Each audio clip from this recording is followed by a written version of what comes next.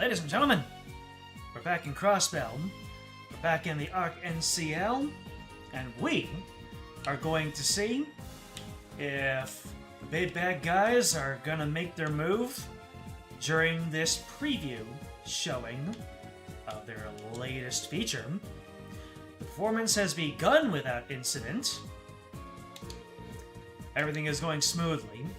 No suspicious individuals have been spotted either. They're all in the audience, aren't they? Hopefully we can relax now. We are here, and gameplay is ongoing, so gonna have to exit out on that one. Hey there, James, AQ, Matthew.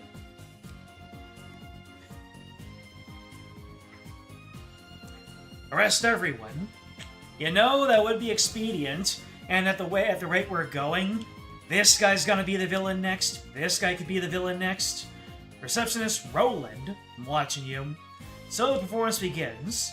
Truly hope this evening goes by without an incident. Who really is Yin? And furthermore, who is the actual villain? Is Yin the villain?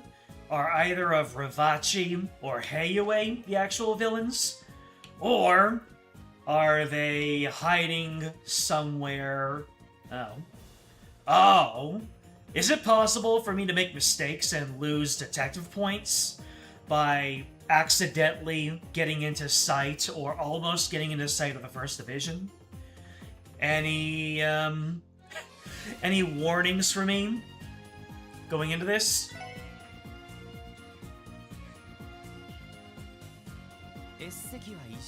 Everything looks good in the S section seats. Honestly, I doubt we have anything to worry about with Dudley in there. You're right about that. Let's head to the next area. Straightforward. You think I have to check everything? Alright. That is perfectly fine.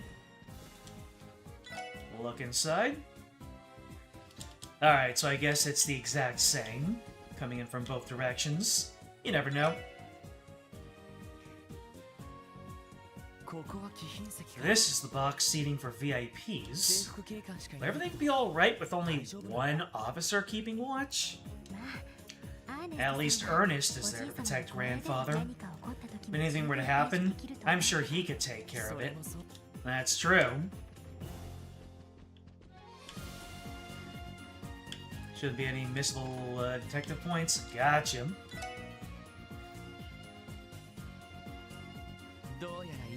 Everything looks alright so far. Man, Ilya is incredible. I mean, I already knew she was, but this is just... wow. I completely agree. We should look elsewhere. If we continue to watch, we may end up staying for the entire play. You're probably right. Let's see. Rainy and Tio can handle things outside. All we can do is pray for their success. Reasonable. Please do not enter while our stage is in use. First Division's been stationed backstage. We can leave this area to them. We should focus on patrolling the interior of the theater instead. Let's see. Anything going on in here? Any ne'er-do-wells? Nope. Guess not. Gotcha. Applause? That must mean it seems the first act is over. Gonna get an intermission where people are gonna be able to wander around freely, complicating things. Thus, the Sun Princess, supported by the mighty Tribe of Light, found herself opposed by another competitor. A new princess answered the call and entered the celestial ceremony. She was known as the Moon Princess. Backed by the Tribe of Night, her appearance heralded a split in the forces of Ra.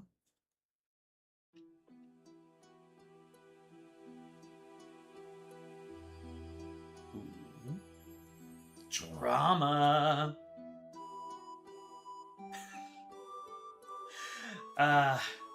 For some reason... Well, actually, I know. let's just enjoy this while it's playing, and then I can tell you about my funny story later on.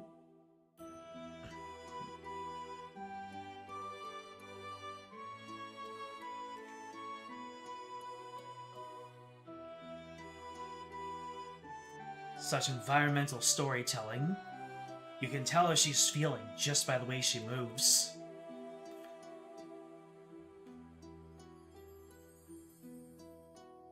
Ah! Everything's brightening up. Moon Princess is not playing around anymore. You like how flat the audience looks when you peep into the main door? You get a chance to look again, watch the audience, see how flat they are. I have noticed in these crowd shots, everybody looks flat just because they're moving the camera, rotates at such a shallow angle that the characters don't trigger their change in perspective. So they just look like a Nintendo 64, like Nintendo 64 cutouts. Sounds like the second act is starting. Ishia's giving it her all. She sure is. Her debut scene had the loudest applause yet. Shall we make another round, Lloyd? Definitely. Alright, we'll look inside again. Oh, different angle. Nothing unusual here. Dudley must have a remarkable amount of focus. He's got a full view of the stage, and he's completely unfazed. Yet another example of his iron will.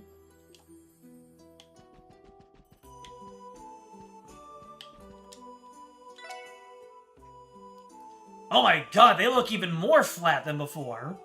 Why do they look like that? Nothing wrong here. Well, the camera is kind of really above them, but... So they compromised by having the characters thinned out and pointed a little bit more towards the camera. That doesn't work with those sprites, though.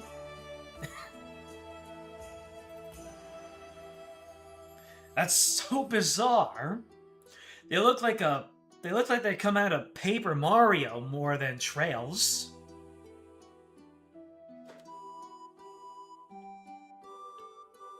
With the coldest blood and unshakable will of iron. Nothing wrong here. Ilia's one thing, but Risha is just as amazing. She brings her own unique style of dancing to the performance. When she moves, she really has the air of a moon princess, bathed in silver light.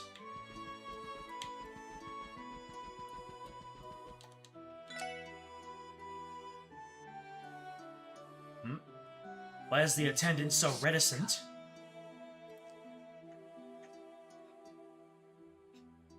This side looks good. I think the officer assigned here has gotten a little preoccupied. We are in the middle of an ARC-NCL play. Everyone's bound to be captivated.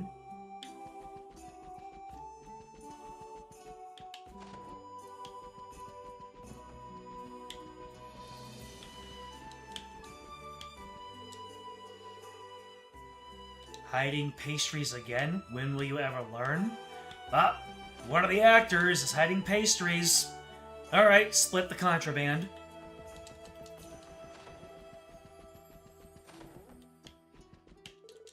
We finally made it to the second act. Time for Rishia's debut. I'm sure she'll do spectacularly. Thank you for patrolling the premises. We're in the second act of the play now. Good, good. Everything is proceeding as smoothly as we hoped. What a great success. I'm ecstatic to begin the public performances. Alright, Rainy and Tio can still hold things down. And that's the end of the second act. The crowd just can't get enough.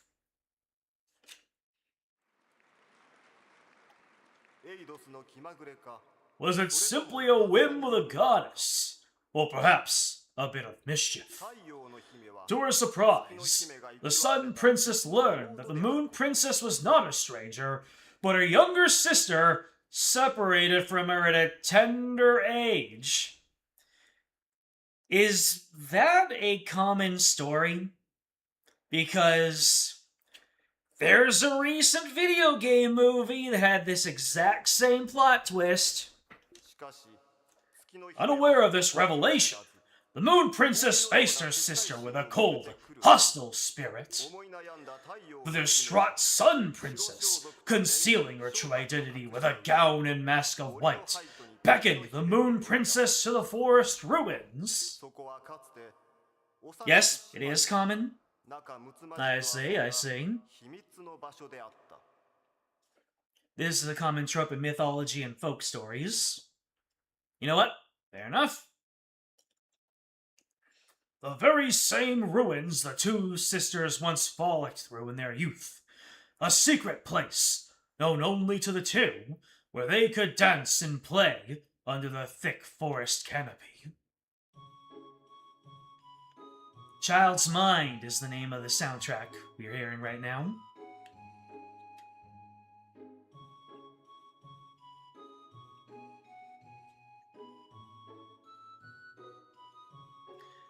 Alright, is that really Ilya under there? Usually, whenever there's a performance and someone wears a mask, it's not usually that person that we expect. But that's just me going off of my genre savviness. And, trying to see things that aren't quite there yet.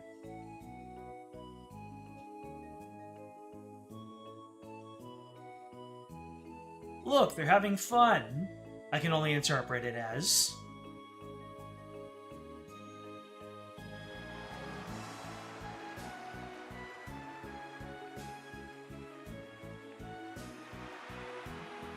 Eesh. They work with wires? Or do they just do that?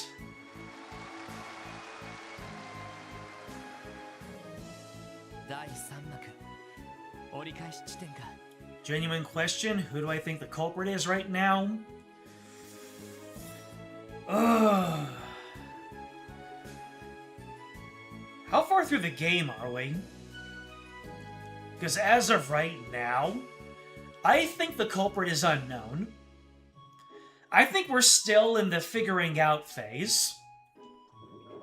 We've got all the pieces in place, and someone that we don't know their identity is. Like, they might be hiding, they might be laying low for right now. This is about the 40% point of the game. Goodness gracious. Yeah, I don't think that, well, like, if we're gonna go based off of, you know, previous Trails games, like, in Trails 1, he was hiding in plain sight. Trails 2, they were not hiding, they were in plain sight the entire time.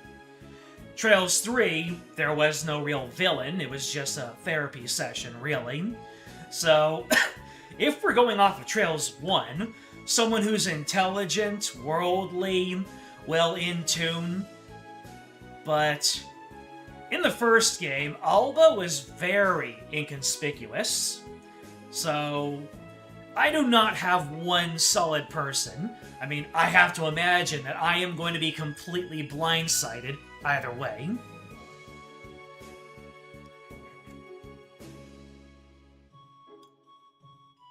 Well, when we get into gameplay, I can ruminate more.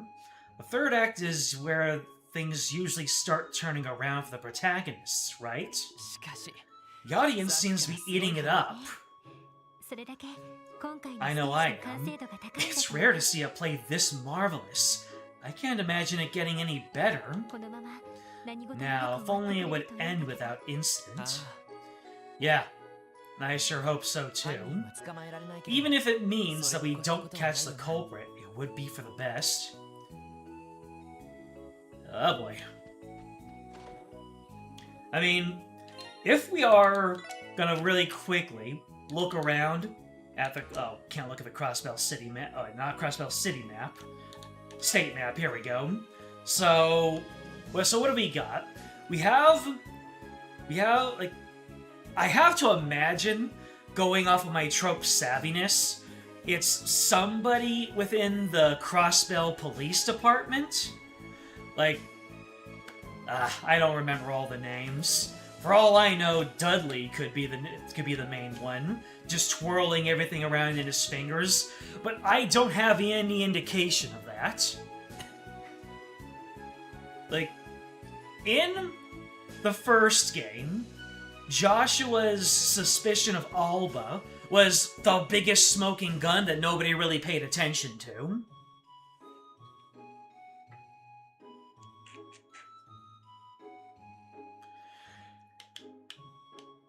Let me see. Tangram Gate. We've got Bales and we got Seeker.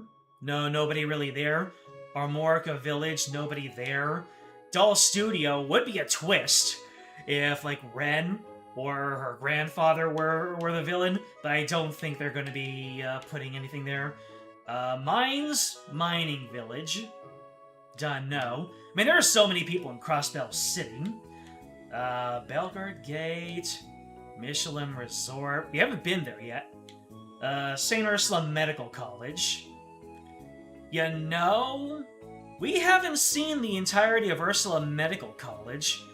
For all we know, they're hiding in there, just waiting to make themselves known. We also have the lawyer man, Grisham. Is that his name? You know, the big bear guy who works in law. I'm not being arsed to remember names right now.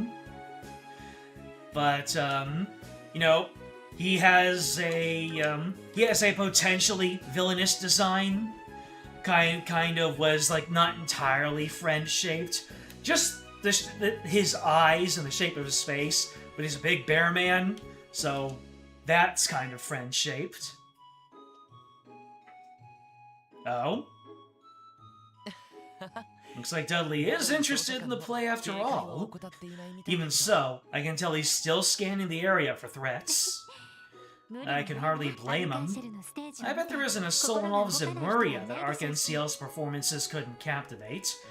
It would break my heart if Dieter were the end villain.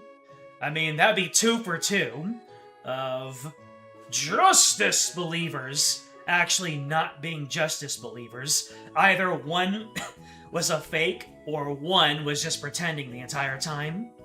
Hello, Solaris. Within the 1st Detective Division, you got Dudley and Emma. Emma, who I haven't met yet. Donovan and Raymond, the 2nd Division. Rebecca and Fran as receptionists. Pierre is the solar leadership figure. Kate and Franz as civilian police. We also have... Is it Sergei? But if Sergei ends up having manipulated the whole thing, then that would be a twist. Was there, in the prologue, when we flashed forward, could there have been any indication, if we listened to every single word that they said, could we use those to pick up who it is by now? Mr. Grimwood, there we go. I knew it was the name that started with G-R-I. Sergei Yu counted as SSS.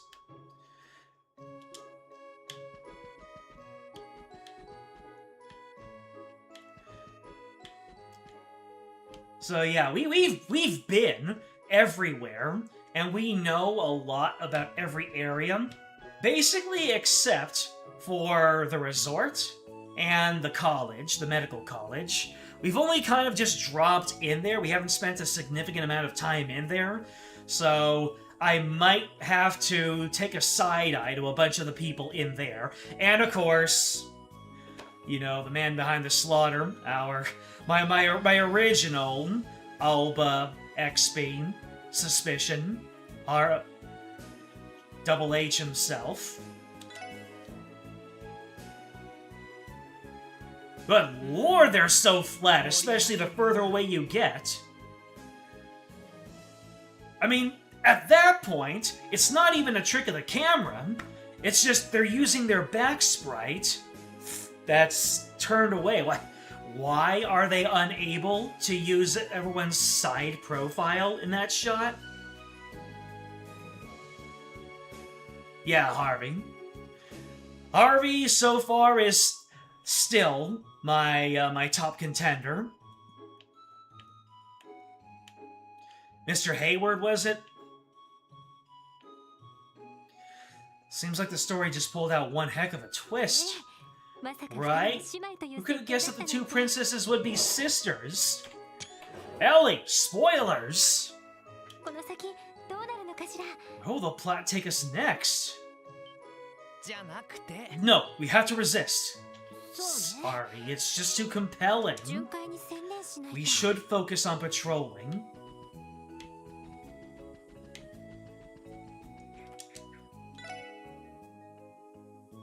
Uh-oh. The guard ain't doing his job.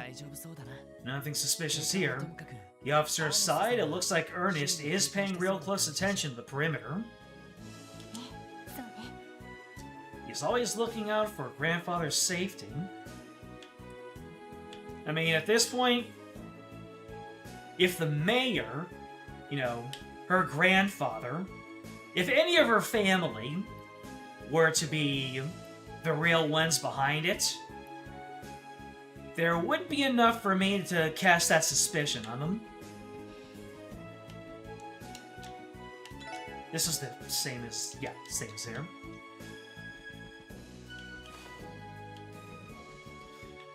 What if it's just Weissman again somehow? Somehow, Weissman returned. You heard a loud thud coming from the dressing room earlier. Probably just your imagination. Nothing! It's just your imagination. Ellie, get to the dressing room. Uh-oh. Nothing for me to examine. Whatever made the thud has already escaped containment.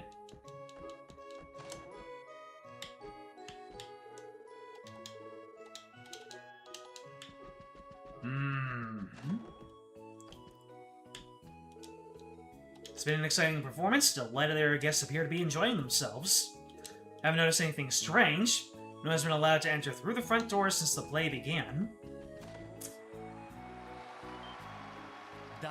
Corin's looking real suspicious. Oh, his wife or his kid? Elliott's Gramps, a career politician from a political family. That makes him evil by default. What if the mother and the father just got together and decided, you know what, we're gonna screw over the entire country that did us so dirty? Or at least just the father.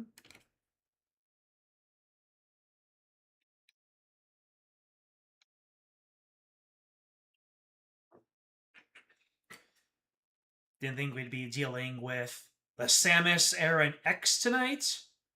Oh, man. Now the final act begins.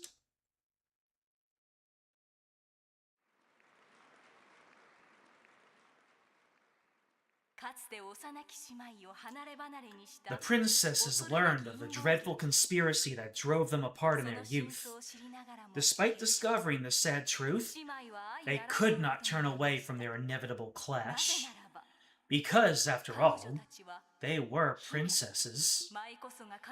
Only one of them could become the Shrine Princess, carrying the will of the goddess on her shoulders. As though this wasn't enough, they even fell in love with the same man. Their strong affection for one another was constantly torn apart by the cruel whims of the world. Their complex feelings ignited into a burning rivalry, fueled by their compassion and understanding of each other. With these emotions swirling wildly in their hearts, they traveled to the Star Sanctuary, ready for the fated ceremony.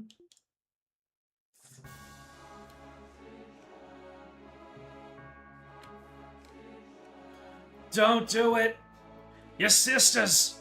You love each other!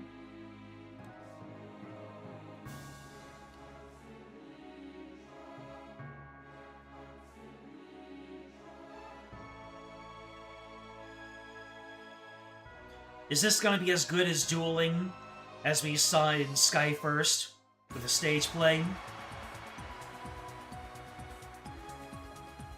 Estelle versus Chloe, and now it's Ilya versus Risha.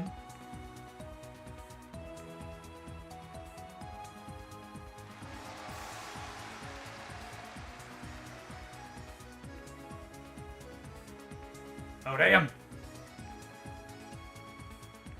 They're going for it. They're using their top spins.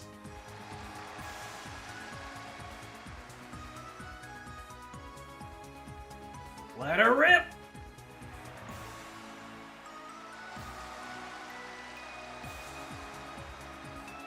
Demacia, or something like that.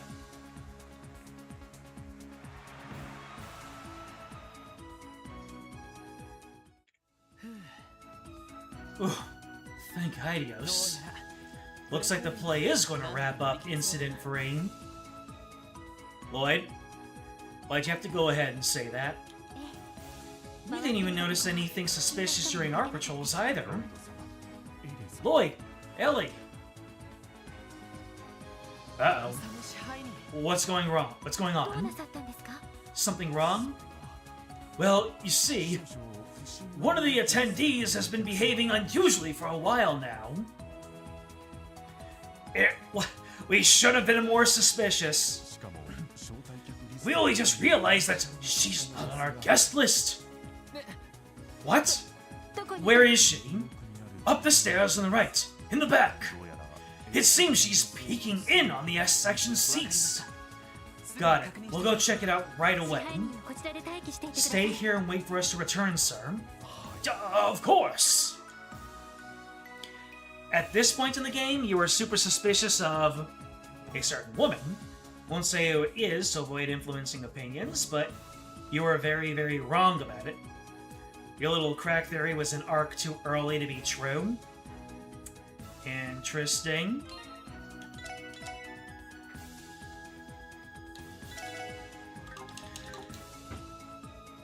The fact that Yin has a very high feminine voice makes me wonder if maybe Risha and Ilya are in on something. One of them is Yin, or maybe both of them are Yin, and they're alternating. Although Yin has body doubles, so... But obviously, Yin is gonna be somebody important, and they have a very pivotal secret identity.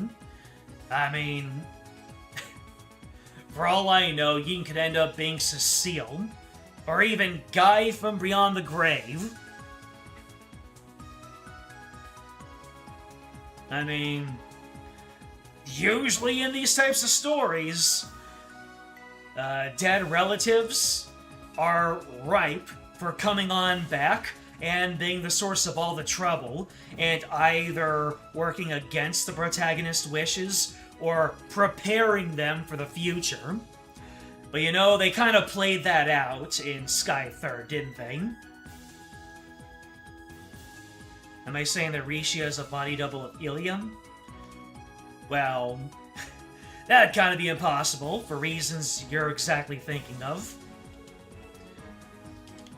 Stairs on the right, the back, hurry. Joshua also has a female voice actor. You're telling me that the disembodied spirit of Joshua Estray has been separated from Joshua Bright and has resumed the assassin life? No way! Is that who I think it is? Grace!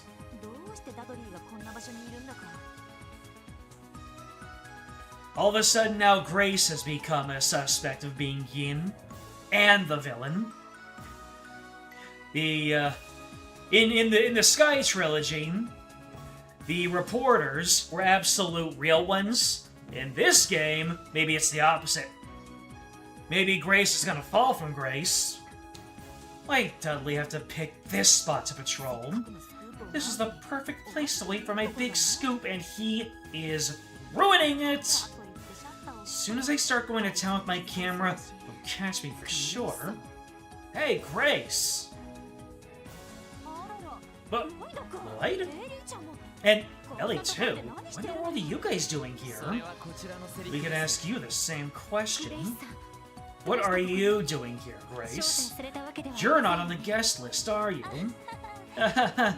Nope. But I have my reasons. I may have stuck in here with a little trick of mine.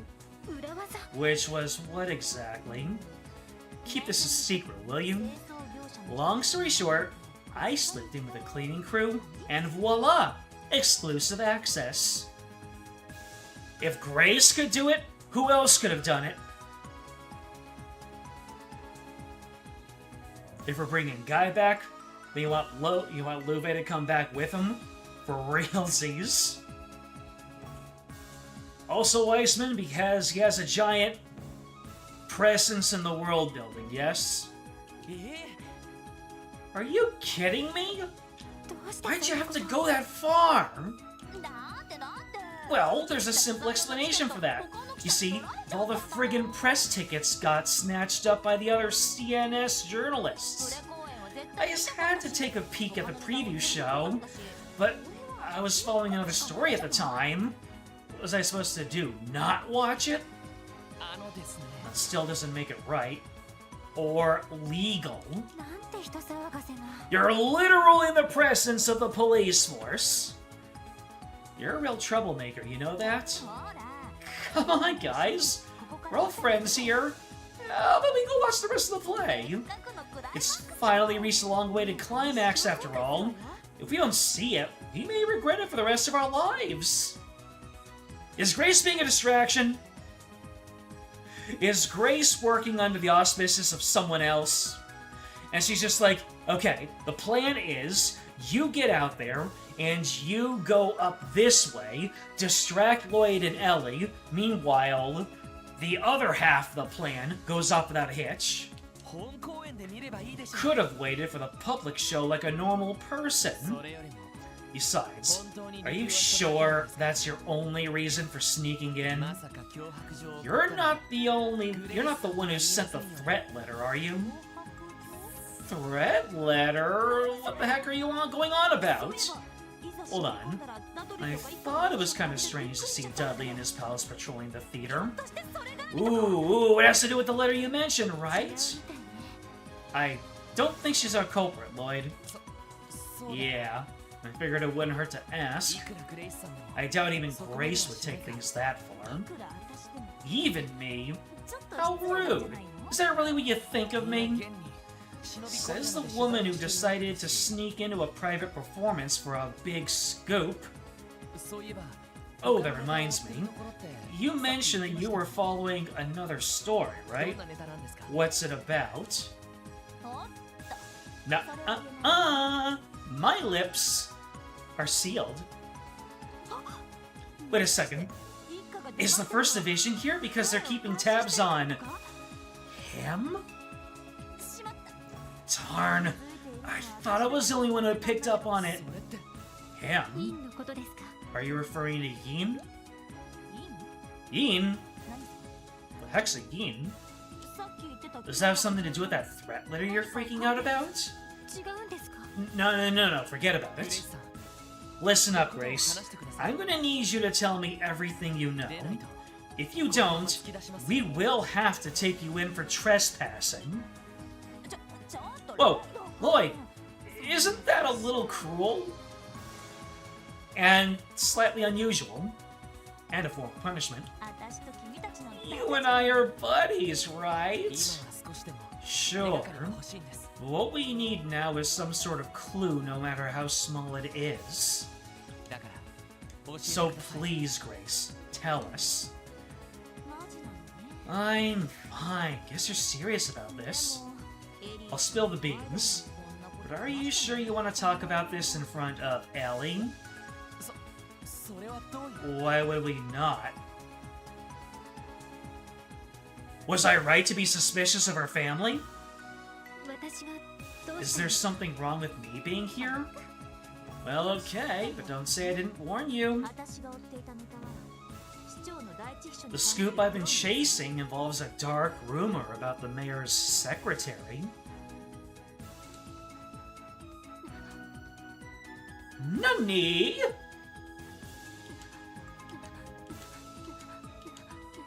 Oh. She doesn't say nani, she just kind of breathes, going... She gasps. You can't be serious. I think his name is Ernest. Either way, he's extremely dangerous with a capital D. Ernest is Yin. Ernest is our strings master the entire time, or is he a patsy? We have to keep playing. He's supposedly been secretly embezzling funds from the mayor's office, and here's the kicker. He's been covertly scheming with the Imperial faction Diet members. Rumor has it he's trying to off the mayor. Well then, personally I think it's a bit too far-fetched though. Hey, Lloyd, if Grandfather were to be killed under these circumstances, the culprit could easily slip out during all the commotion, so long as no one witnessed a crime in action. That's it. That's the plan! Whoa, where are you going? Oh, things are about to go down.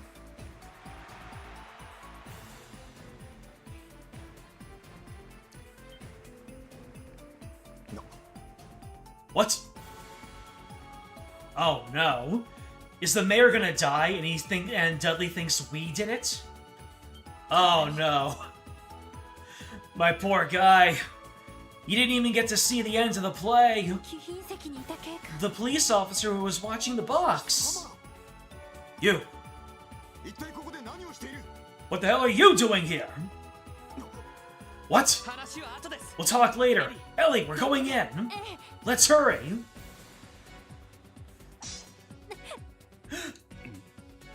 Oh. Here it comes. Alright, Ernest. The butler did it after all. It was the secretary, but the trope still stands. Don't you dare! Damn! Grandfather! Damn it, he has a gun! What in the hell is this? Who'd have thought you'd show up in a place like this? Another cruel twist of fate, courtesy of the goddess. Ernest, why? Why do all this? You were always there to support Grandfather, so why? We're cut from the same cloth, Ellie. I'm just as fed up with Crossbell's situation as you are.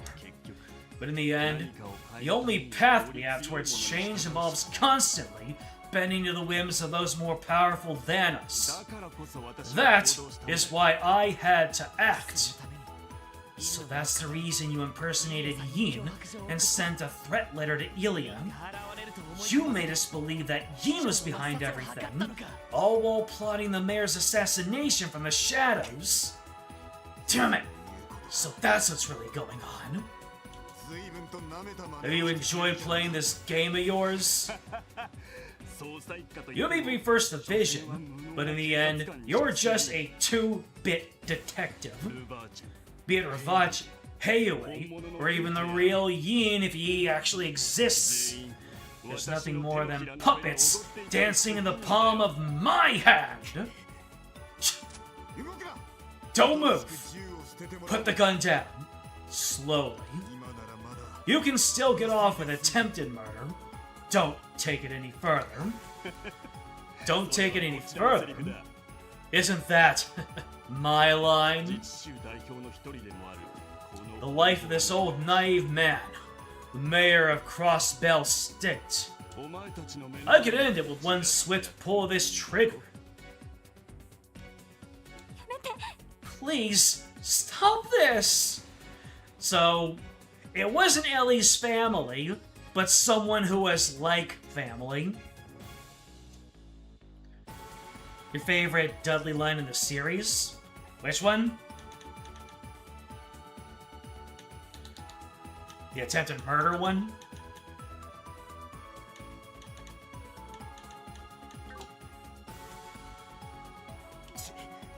Damn. Sure. You don't want our dear Ellie to witness the moment her grandfather's life comes to a violent end, right? So how about you righteous fools line up on the wall there and clear a path for me? What are you trying to pull? Even if you make it out of this theater, there's nowhere in Crossbell for you to run to. Shut up and just do as I say! Bastard.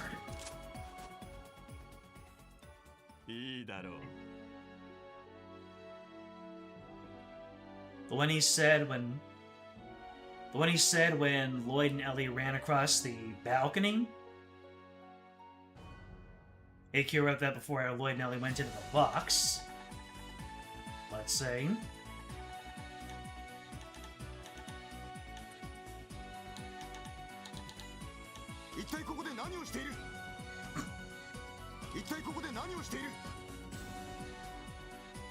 He kinda sounds like Roronoa Zoro there.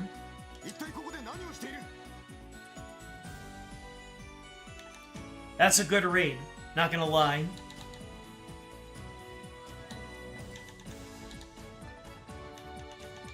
Or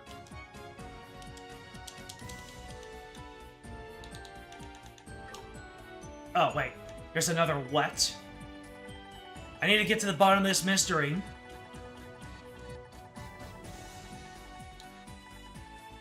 The what? Oh, what? This one?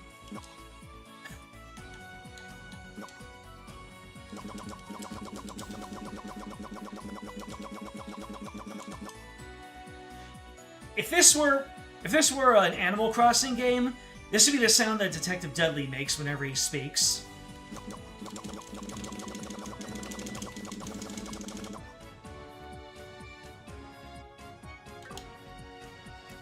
Good.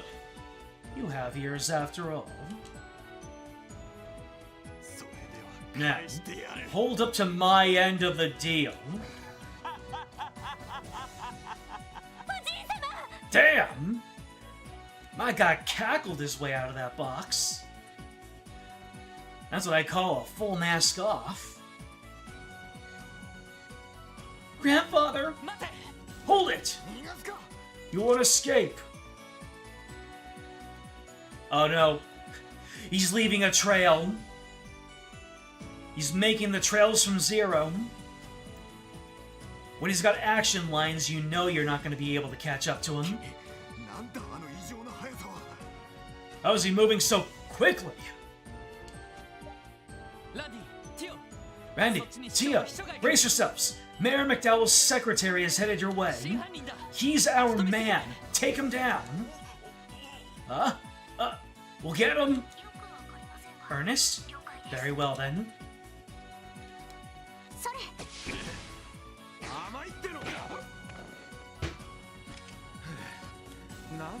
Ah! Randy said, gotcha!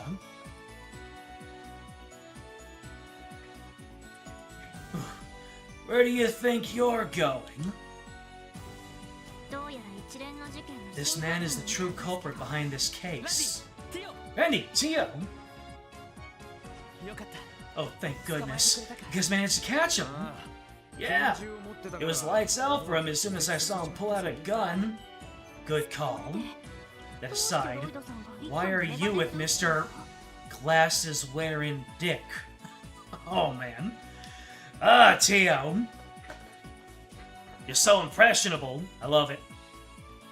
Maybe she thought that we were referring to him as in the nickname for Richard.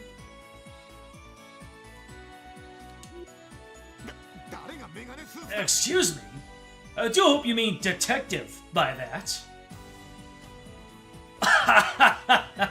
Yeah, Dick is short for detective.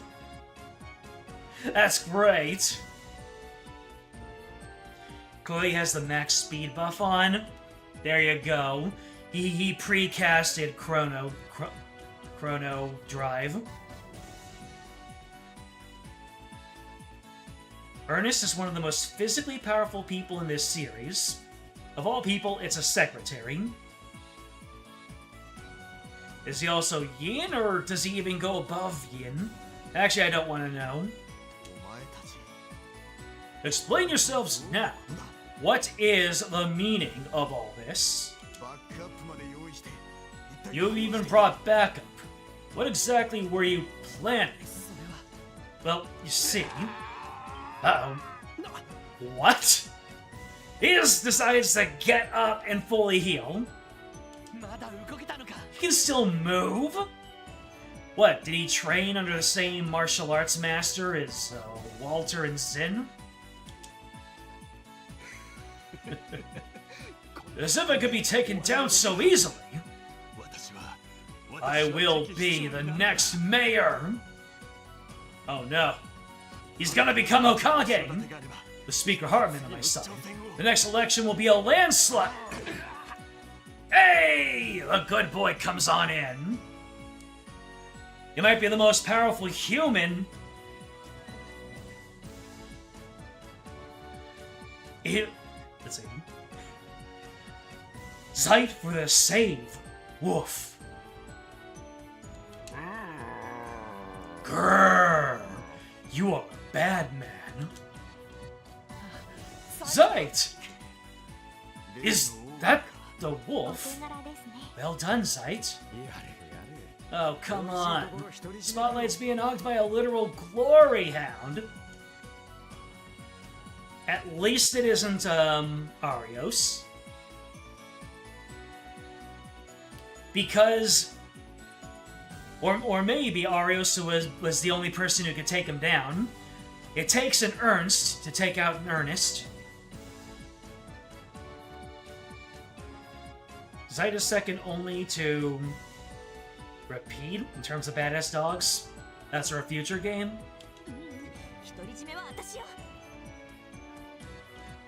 Nuh-uh. This spotlight's all mine. What? Where did she come from? You can never let her guard down. What is going on here? It's like a damn circus all of a sudden. Unhand me at once! I am...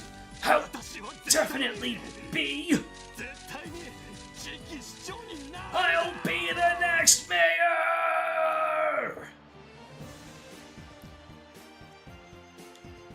I don't think you're gonna become the Kaizoku Oni anytime soon, my friend.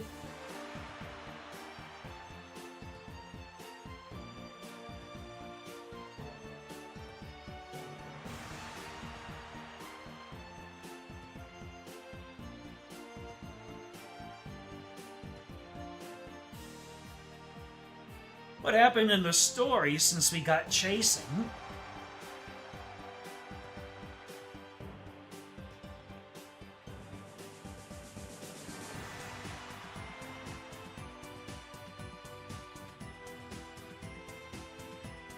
Uh-oh.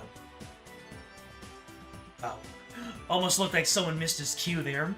But there's just some levity happening on the bottom. That man even looks like Zoro. He has two eyes, but he had the color scheme. That's 3 One Piece references in one string.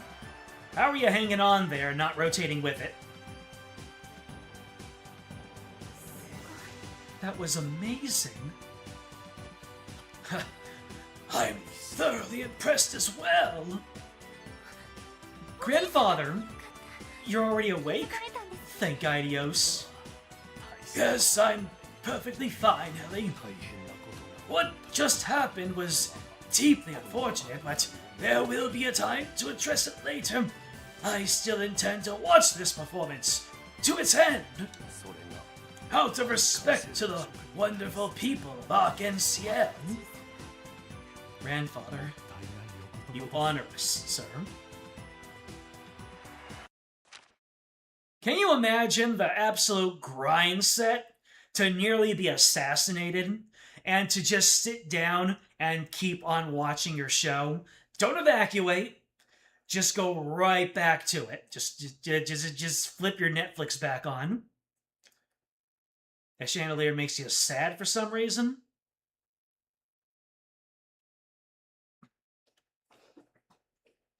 Ah, so doggos from Tales of Hesperia. I see. It's called ball bearings or something. Oh, so the chandelier is rotating individually of its chain.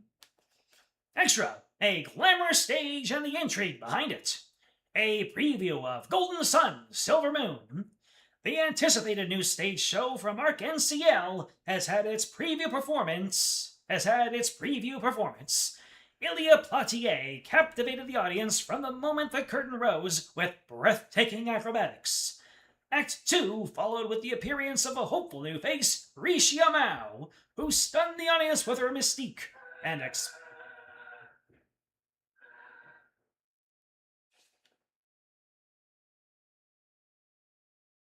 Anybody else hear that? I had no idea what that sound was outside. And expressive dancing. Pictured, Act 1 of the brilliant preview performance. Together with the atmosphere that Ilya illuminated the stage with, the audience was delighted. I felt like I was witnessing the rebirth of Arc NCL. The official opening will surely be something to look forward to. The mayoral assassin's dagger. While the drama was unfolding on stage, a more real one unfolded behind the scenes, as the police discovered and foiled the attempted assassination of Mayor Henry McDowell in the balcony during the preview performance. An official statement has been issued regarding the incident. The official word is that the suspect, Mr. Ernest Reyes. Why does the last name Reyes ring a bell for me? Either from a previous game or maybe something that I have heard along the way.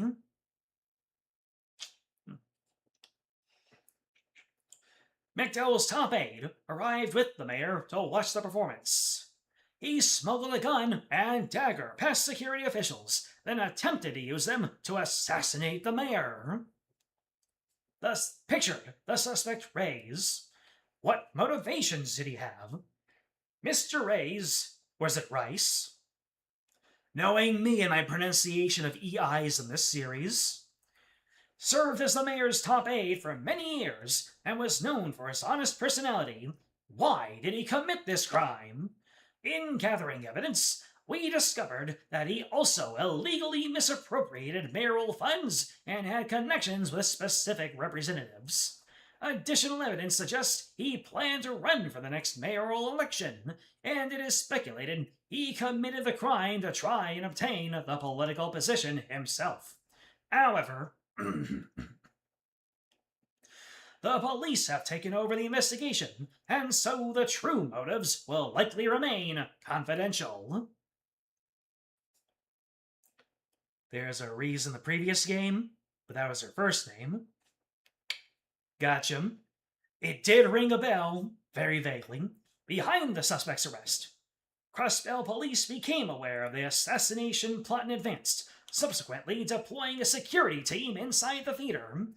The team was fooled by the suspect's clever diversion. However, the newly commissioned Special Support Section conducted their own independent investigation and were able to thwart Reese's plot and save the mayor. A detective from the 1st Investigative Division said, "No comment. I cannot divulge more than what has been publicly disclosed." Pictured, the moment of arrest. Mayoral vacation. Following the incident, Mayor McDowell has decided to take a vacation. Even though he wasn't severely injured, the stress on his mind and body was immense. So he made this decision in consideration of his old age, stated a city public relations officer. Though the mayor's safety is indeed good news, it is so far unclear how long this break will last. The anniversary festival is approaching, and all of us at the newspaper pray for his quick return to duty.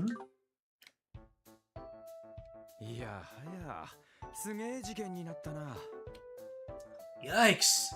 Things really got out of hand. I'm guessing most of the public's in an uproar by now. Considering the mayor was almost assassinated at the debut of Arc NCL's new show, yes, I would imagine so. It is the ultimate scandal. We can at least take comfort in the fact that Mayor McDowell is getting a lot of support from the citizenry. I'm still disappointed that the Imperial faction Diet member Ernest had ties to was never named in any of the papers. Yeah, that was probably the first thing they went and censored. Besides, I don't get the feeling the Imperial faction was involved at all. Seems like it was just that crazy secretary guy going rogue. This is starting to feel like a, Richard being duped situation.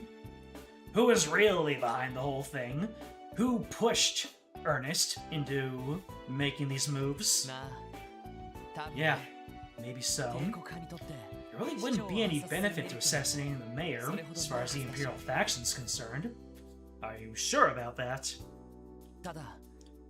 Then again, had the assassination been successful, they could have pinned it on Yin, and by extension the Republican faction, due to their connections with Heiyue. You might be onto something there. Thinking back, did Ernest seem to be acting strange to any of you? Acting strange? Kind of like how certain people were acting strange in Sky First?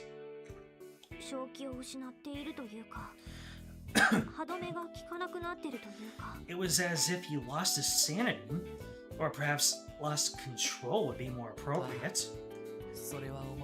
Yeah, we had a little bit of that in Sky First, where people's emotions were being intensified and caused them to act erratically. Could this be a similar situation? The First Division is taking care of the interrogation now. Wonder if they found out anything yet. Well, as for Ernest, he's in a state of total shock. Can't even speak properly. Chief. You're saying they can't even interrogate him? Yep. Since they weren't making any progress with him, they decided to go ahead and chunk him in the clink for now. Last I heard, they thought of calling in a church counselor or asking if someone from St. Ursula would check him out. Someone from St. Ursula? I kept on saying we don't know much about St. Ursula yet, and the representative that he mentioned, let me see here, because he was rambling to himself before he got cited. Speaker Hartman, yeah, Speaker Hartman is in the hospital because he was sick or something. What if Hartman is using the hospital as a base of operations to pull some strings? Meanwhile, someone else is compelling Hartman to pull those strings, and that person might be who we're after.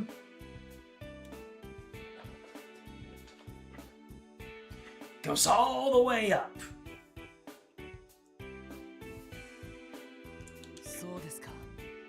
I hope that'll help. That aside, you four have become quite the celebrities, haven't you? That's Gable, not Hartman, I'm thinking of. Thank you for setting me straight. Which one's Hartman? While I was at the department today, the Fox was showering me with praises for the SSS. Boy, you should have heard him. No way. I find that hard to picture. So, we're in Vice Commissioner Jackass's good books now? Whoop-de-freaking-do. Hey, It wasn't only him. The entire force had something good to say about you guys. Actually, I take that back.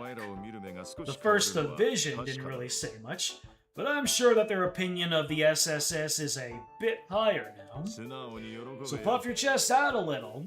You've earned it. Yeah, we'll try. But how can we be happy at a time like this? Yeah. Try to think about how Madame Wazelli must be feeling right about now.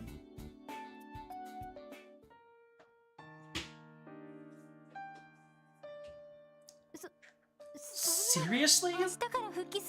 Tomorrow's far too early for you to return to work. It's nothing more than a bruise and a minor sprain. 5 days of rest has been more than enough. If anything, I feel better than ever. Don't take this so lightly, Grandfather. Please think about everything that's happened. You could have died. And when you do go back to work, you won't have your secretary. The most important thing for you right now is to rest until you're fully recovered. I know you feel, dear, but the anniversary festival is getting closer by the day. Duty calls, so I can't afford to abandon my role as Crossbell's mayor over such a trivial matter as this. Hartman may not have met yet. I see. He's kind of been this name lurking around in the back. So, got that conflated, which is even more mysterious. A trivial matter? Grandfather, how can you be so calm about this? Aren't you upset? Isn't your heart broken? Ernest was like a son to you, yet he betrayed you. So why? Why are you acting like nothing's wrong? If I tried to claim that what happened didn't shock me, I would be lying through my teeth. I'm told that Ernest had long been embezzling public funds from under our noses. Perhaps the guilt and stress ate away at him, causing him to lash out and act erratically. I do believe that I bear some responsibility for not taking notice in the first place. Grandfather, nevertheless, I am a statesman. I have sworn to serve Crossbell State in the present and future. No matter what happens, it's my duty to uphold that oath and lead this state. And I've decided to put that duty above all else. I'm sorry, Ellie. We've lost another family member. Just like 10 years ago, when I was unable to stop Ryan, I mean, your father. Not only that, but my own daughter, your mother, then left you behind shortly thereafter. Are you all paying attention to this? It will be on the test.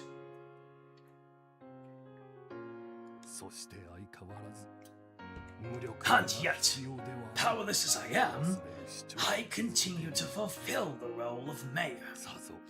You must surely despise me. No, don't say that.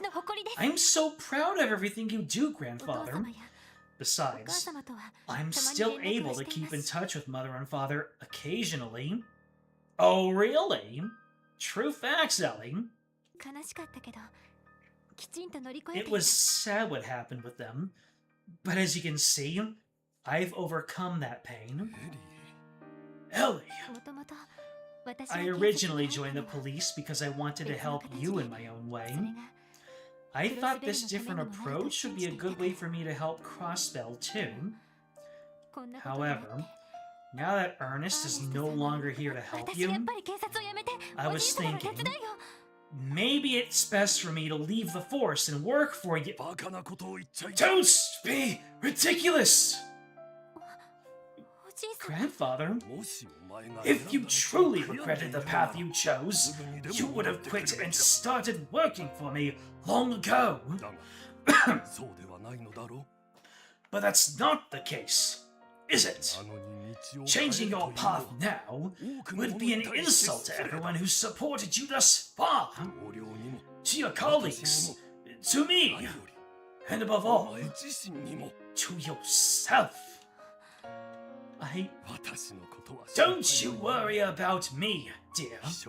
After all, I have other secretaries. If necessary, I can even seek Helmer's assistance. However, it seems I'll need to delay my plan to retire as mayor for now. I suppose I can handle another 5 years before I can finally put my feet up. Therefore, Ellie, you must continue on the path you've chosen. Continue until you are satisfied with everything you've accomplished. Watching you work hard to achieve your goals will be the best motivation I could ask for. Grandfather, if the SSS hadn't been on the job, I likely wouldn't be sitting here right now. Very true. Be proud, Ellie. You're strong. Of what you do and how much you've grown. For you shall continue to shine even brighter and reach new heights. If anything, Ellie's involvement with the SSS is the entire reason why his assassination was averted. Without her being in the SSS, they would not be where they were right at that moment. Now get back up and eat that horse!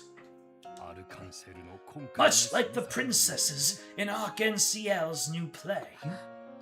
Ah. Yes, grandfather. I, Ellie McDowell, will return to my post tomorrow and strive to make Crossbell a better place.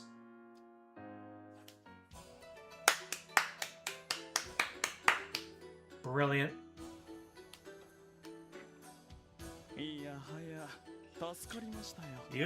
You've truly saved me, Ian.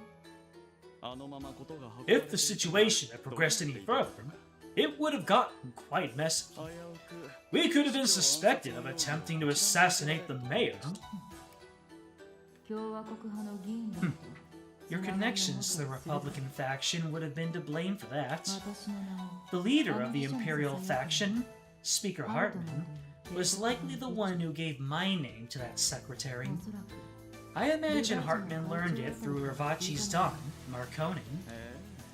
Yes, I am inclined to agree. I'm sure not even he expected the secretary to go so far as to plan an assassination, though. Even so, there's no mistaking that his objective was to harm the Republican faction's reputation through us. What a troublesome city this is. Putting that aside, don't lump me in with your group. I am a hired assassin, not one of your lackeys. My. Oh my. How cold. Well, no matter. Our ties with the members of the Republican faction can be severed at a moment's notice. And as we previously discussed, Heiyuei's counteroffensive will launch after the festival. As for the operation that will take place on the festival's final day, we leave that in your hands, Master Yin. Very well. It's time. I'll be taking my leave.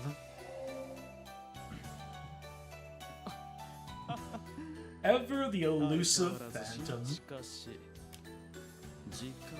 But it's time, you say?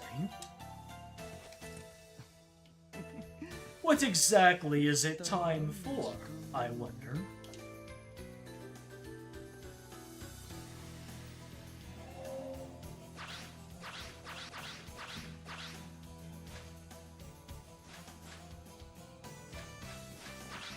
This isn't high speed mode, he's just moving that fast. Hey, yo!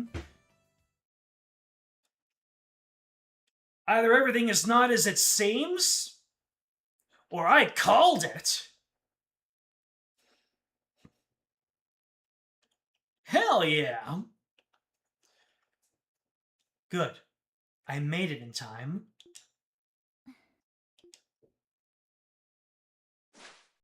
The question is, who's the real personality? You're early, Risha. Ilya? What? Are you that excited to start practice? Sheesh. And I thought I was the dance addict here. But maybe you're an even bigger one than me, hmm? You wonder if they should have made the reveal here? What's done is done. Oh, Ilya. I don't think I'll ever be quite on the same level as you. You can say that, but your actions paint a different picture. Throughout the whole performance, you were just as in the zone as I was.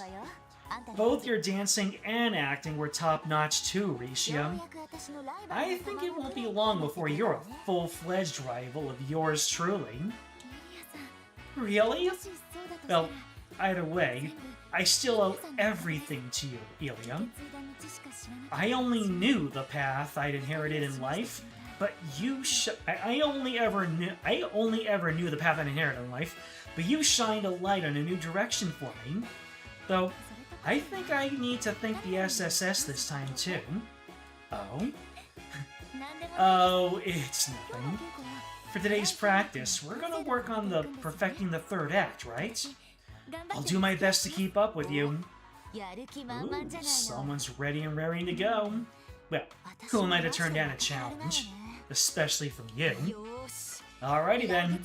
Opening night is next month. We'll work night and day till then, and make this scene 100 times better. Come on, Risha. Let's get to it. Of course. Question now is, what are we going to do with this information? Hey, Chapter 2! The end. We're only in, what, stream number 13? But you did say that the third chapter is relatively short. Or was that for a different game?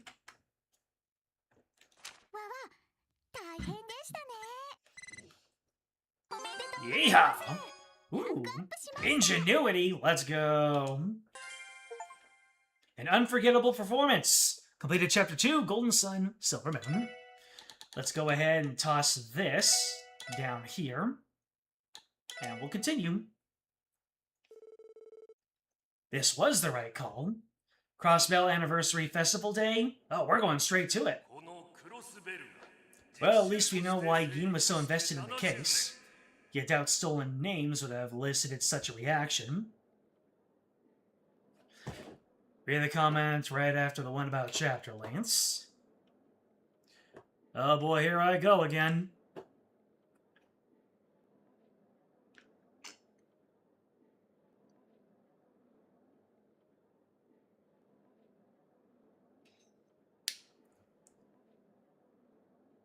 Chapter 3 is the longest chapter, with the really short finale. Within the first... Chapters 3 and 4 are relatively short. The last chapter... Okay, so... Chapter 3 and 4 are relatively short. The last chapter is called Crossbell's Longest Day for a reason. Then it was Wrong Game, as yours is short chapters 3 and 4. In 0, chapter 3 is the longest chapter, which is incredible since we're already this far in, with a really short finale. So then we're in for a really long chapter 3, and then the falling action is going to be chapter 4.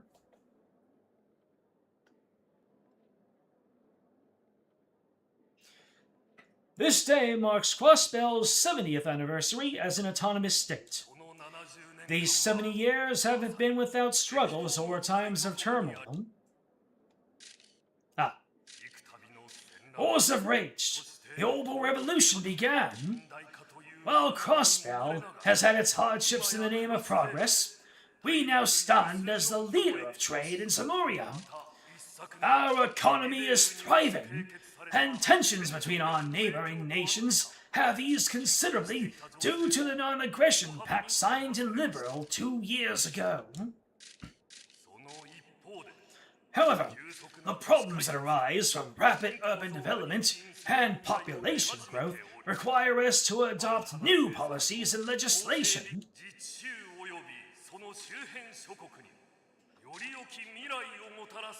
You had all slots upgraded by Stargazer's Tower. Suffice to say, you blasted through most battles. Yeah, I'm starting to think I should just go ahead and do that. For the prosperity of both Crossbell and our neighbors, we must come together to tackle our ever-present issues as one in order to make our way to a more beautiful future. Having reached an incredible milestone like our 70th anniversary, let us take this opportunity to share our joy and commemorate this occasion. Though the celebrations will only last 5 days, this year is projected to be Crossbell's busiest anniversary yet. As such, many festivities and events have been planned, including the debut of Arc-NCL's new production. Under the name of our great Idios, I hereby declare the commencement of Crossbell State's 70th Anniversary Festival.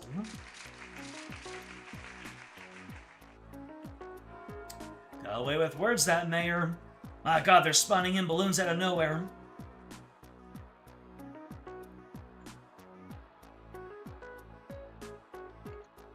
Was that a fisherman?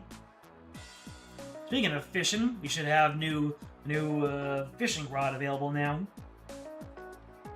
That might have been Hartman behind the mayor there. I see.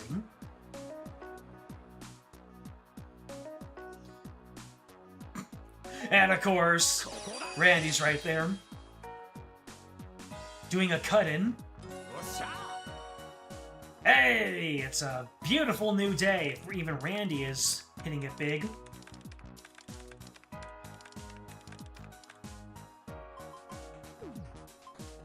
Well, okay then. Tio engaging a little bit of Puyo Puyo. Eat it, Freckles. GG's.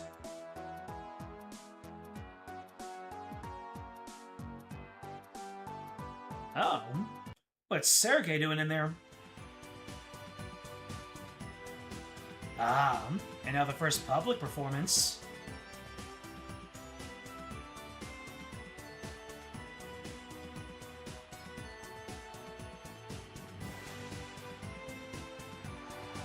Gotta support Cecile's friends, you know? New times available. New recipe for a vendor. Book after the story-mandated fishing event before you leave the area. Story-mandated fishing, you say? That was incredible.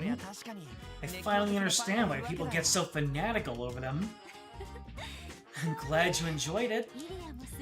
Ilya was obviously amazing, but I was really impressed by Rishia. I don't like the way you're wearing your hair there, Cecile. Brush it back a little bit, please. I can see why Ilya put so much effort into teaching her. Yep, she's a natural. You're already in sync during the preview performance, but this was on a whole nut level. HNL. Oh, that's right. You and your team were responsible for solving that case, weren't you? Last time I spoke with Ilya, she couldn't stop gushing about the SSS. She even mentioned she was planning to create a play based on the incident. Something about having you make a special appearance in it, too. Really? I'm sure she was just kidding, right? Oh, I don't know about that. I've known her most of my life, and she can get pretty serious about these kinds of things. Then again, she tends to change her mind at the drop of a hat, so you might not have anything to worry about. I sure hope so.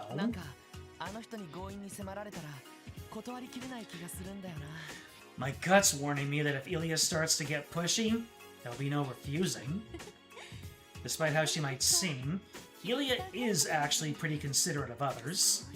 That reminds me, I hope I didn't offend Randy. If I had another ticket, we could have invited him to come along as well. I know how much he likes Arc-en-Ciel. Oh, I wouldn't worry about him. Arc-en-Ciel was nice enough to give the SSS some tickets for another one of their showings. Besides, I'm sure Randy's having a ton of fun with your co-workers from St. Ursula right about now. Oh, I'm sure. Those girls are always so busy. I'm glad they got the chance to take a breather for once. By the way, Lloyd, the SSS has to go back to work tomorrow, right? You don't get the whole festival off? Right. All the extra tourists here means that the amount of work we have coming in has skyrocketed. But they gave us this first day off as a reward for solving the last case of ours. Yeah, you kinda saved the mayor's life, so you get one day off. Well, you four definitely earned it. Oh, you'll join us for dinner at my house tonight, won't you? Mom and Dad were looking forward to it. Sure, I appreciate the invite. Seems like we still have a bit of time to kill before dinner. How about we go check out the festival? Oh, I'm sorry, Lloyd. I was planning to meet with someone after the performance.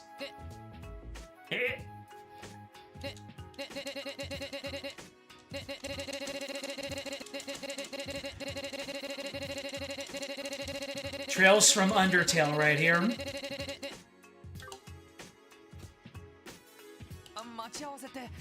You're meeting someone? It couldn't be? It couldn't be? What's the matter? I had promised Ilya that I'd go to her place afterwards. Oh! Sheesh, what am I getting worried about?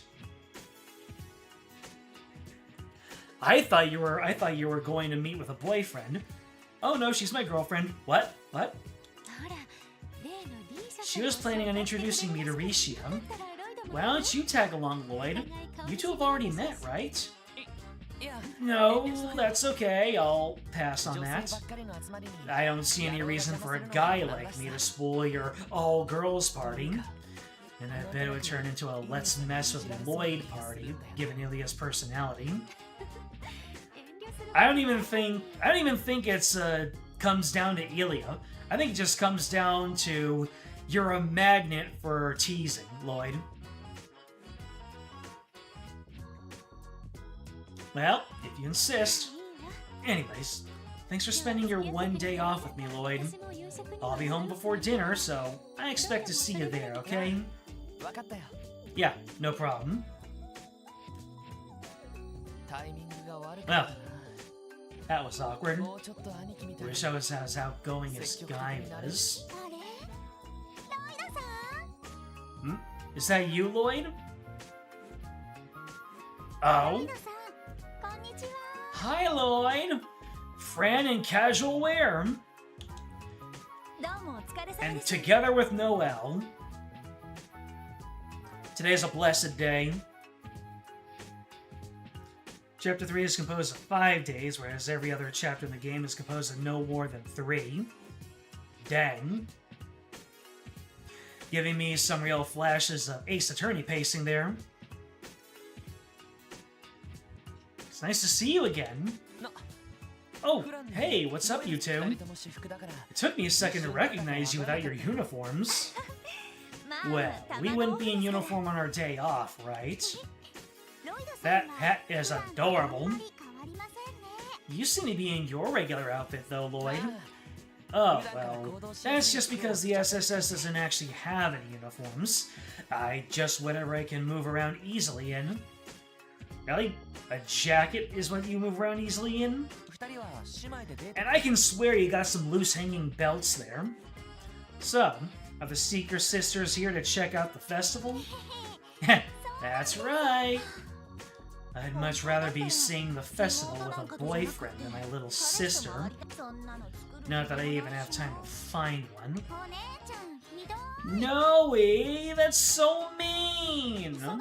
You said you'd hang out with me today. You're always so busy we barely ever get to see each other. I know. Calm down. So, what are you doing out here, Lloyd? You waiting for someone? Oh, no. I was out with a friend, but she had some other plans and headed off. So I was just trying to decide what I should do now. You thinking what I'm thinking? Yeah, poor guy probably got stood up. If anything, he did the standing up. He was looking pretty down in the dumps when we called out to him. I knew it. Ladies? I think there's been a misunderstanding. Hey, Lloyd. Since you're already free, would you like to accompany two lovely ladies? Eh? Are these lovely ladies in the room with us now? And then Lloyd died.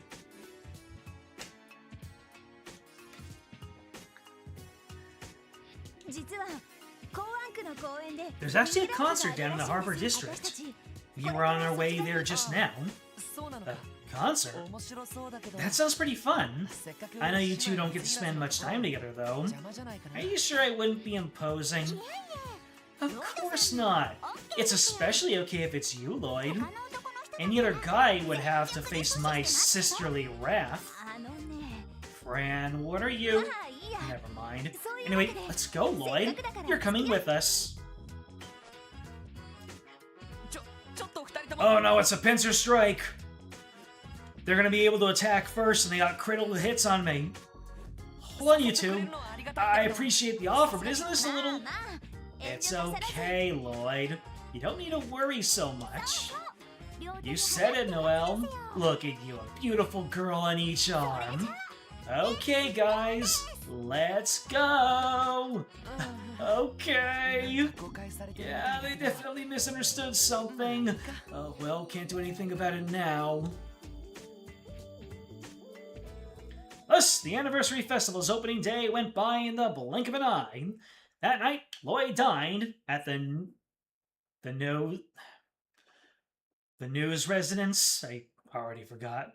Noise residence. The noise residence. They told stories of Guy and reminisced the night away. And then, Crossbow Anniversary Festival, second day. Oh, that first day certainly was short. Lloyd just says that Riz, and it's all unintentional.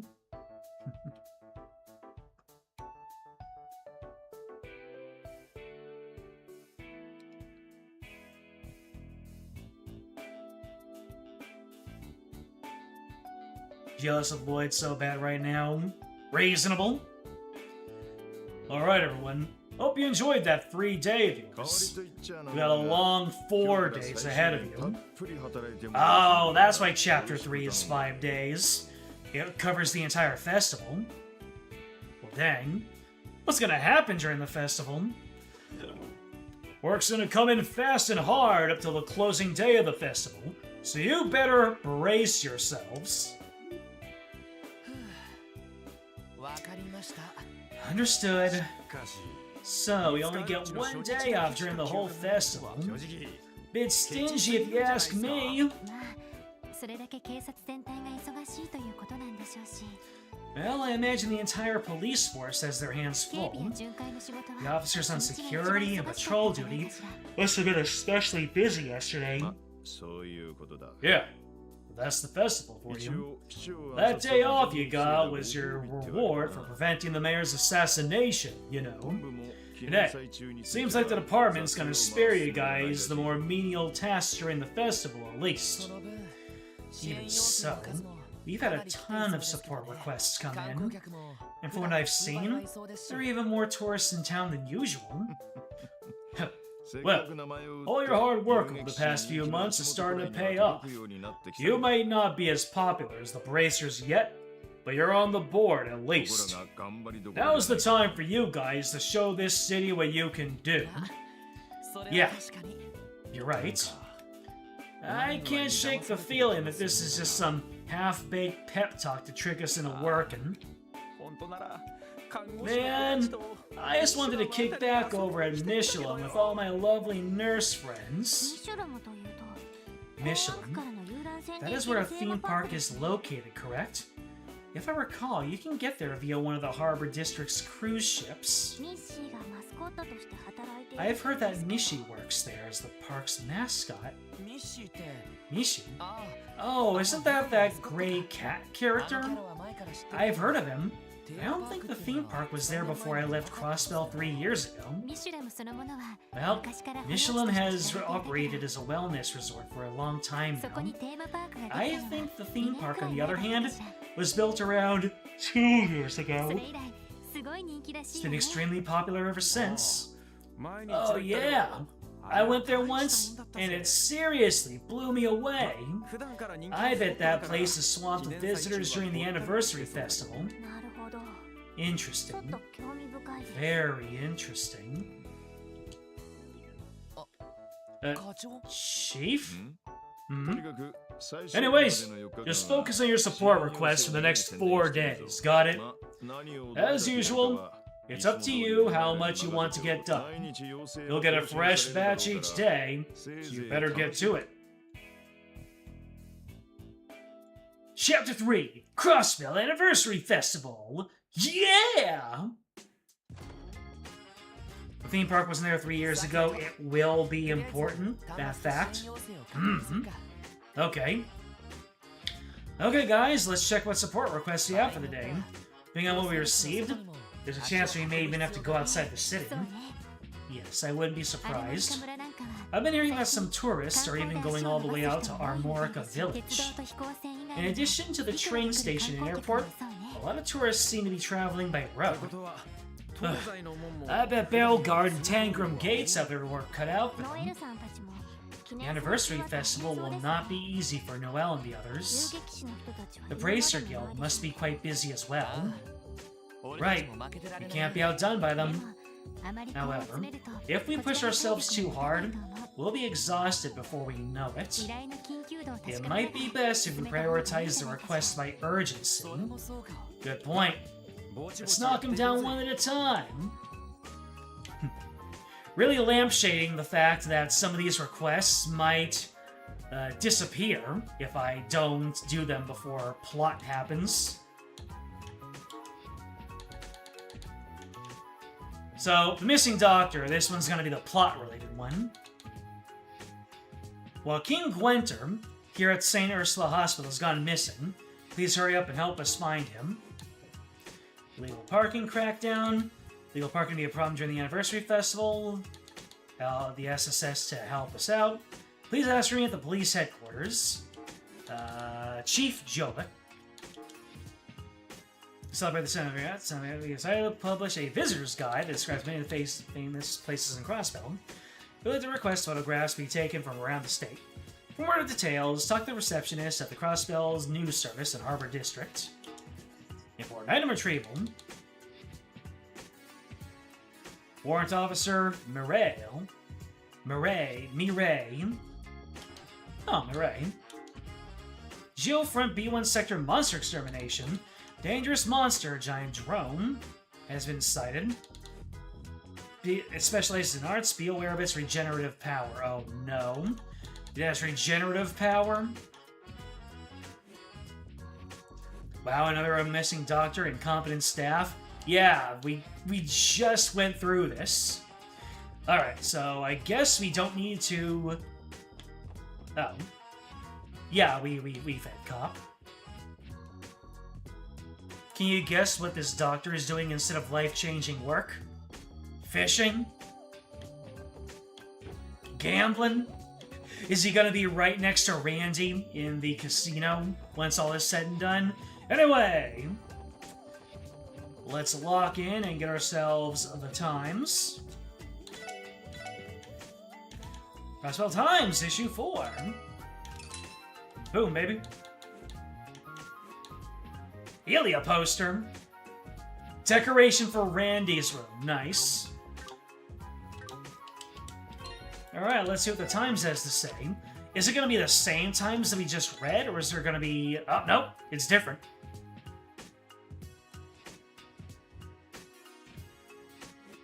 The funny fishing doctor at that. Sounds like it's going to be fishing. Feature! Anniversary Festival commences. The mayoral opening address. At long last, the Anniversary Festival is here. The opening ceremony was held at City Hall and was attended by many domestic and foreign dignitaries. Citizens applauded as Mayor McDowell gave an opening speech, and in the plaza in front of City Hall, crowds cheered as balloons were released into the skies. Picture Mayor's opening address. And I guess that's Hartman behind him. So, Hartman is added to the list of suspects. Whether he's going to be the ultimate villain, I do not know. This year marks 70 years since the founding of Crossbell State. We would like all of our dear readers to enjoy the festivities. The bustling city. From the start of the festival, many tourists converged from the neighboring Empire and Republic.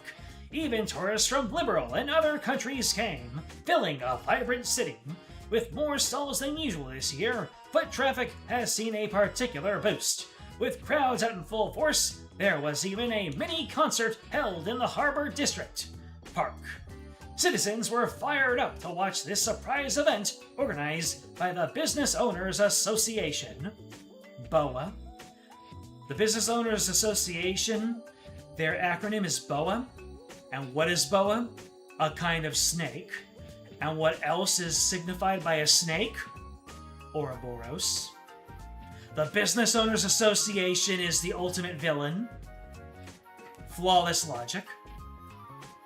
Festival attendance is said to be more than double that of an average year, stated in An Economist. Along with an excitement of the 70th anniversary, the popularization of orbital cars, and the continuing impact of the Non-Aggression Pact are having positive effects on Crossbell. Full houses at Arc-NCL. Arc-NCL's new piece, Golden Sun Silver Moon, has officially opened to the public. The show has been perfected even further since their preview performance 1 month ago, and is reputed to be their most successful show yet. Those lucky enough to have tickets cannot hide their excitement. With the success of both the festival and Arc-NCL, the entertainment district is simply packed with tourists. Mr. Drake, owner of the casino near the theater, delightfully said, "We are positively swarmed with customers." Society piece. Bridge repaired on Old Road. Oh, real? The stone bridge off the side of Old Armorica Road has been repaired and is in the final inspection stage. It is expected to be reopened during the latter half of the anniversary festival. However, we caution readers against wandering into the areas beyond the bridge, as they are inhabited by dangerous monsters. Culture piece. Orbital network testing. Hotel Millennium in the entertainment district has begun accepting reservations, among other things, over the Orbital network. Though it is still widely unfamiliar to the public, businesses seem to be implementing this new tech behind the scenes. Leisure piece. Let's get checkups. There's been a surprise influx of tourists at St. Ursula Hospital, home to the latest in medical technology. Lately, many visitors have requested full medical checkups despite having no apparent need for one. A receptionist said, "I'm not sure I agree with getting examined just for fun. It seems there'll be many long days for the medical staff." Getting a medical checkup for fun? Y'all not have hospitals where you're from? This might be the time to see what chapterly weapons can be upgraded into. Do I buy the new weapons and then upgrade those? Or do I use what I already have?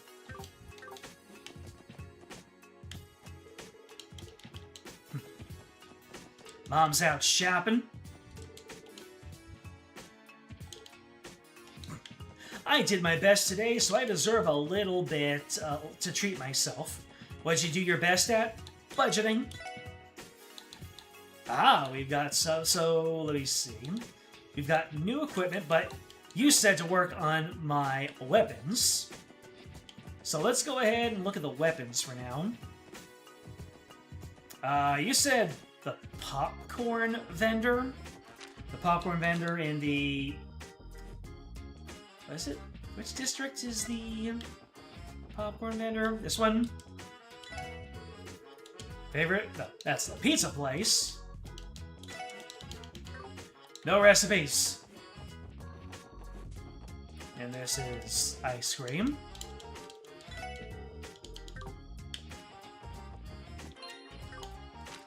You have to buy this chapter's weapons and take them to Gilliam's in downtown.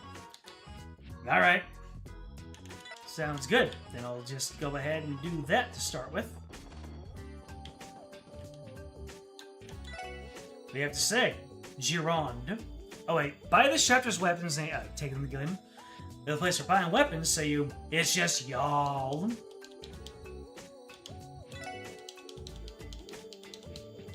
Scram already!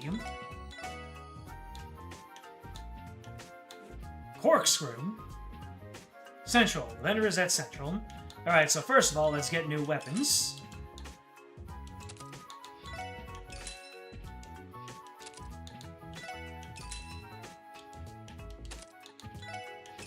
Should I be equipping these?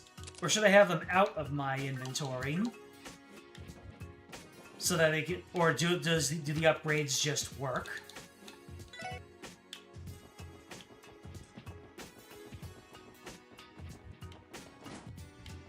Alright, so what have we got? Let's go ahead and...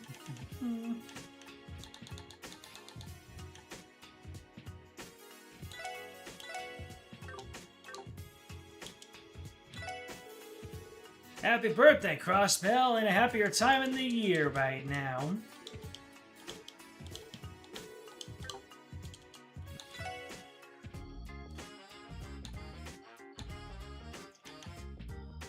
So we have Evil Snare. Oh, yeah. So everything needs to be... I have just enough U material to get all of these. Alright, let's go ahead and give everybody their alternative stuff. And let's customize, shall we? Two of the quests I'll be doing today have missable detective points. Parking crackdown and the missing doctor. Okay. The evil, let's go ahead and get... Oh, wait. Yeah, I'll have enough near him.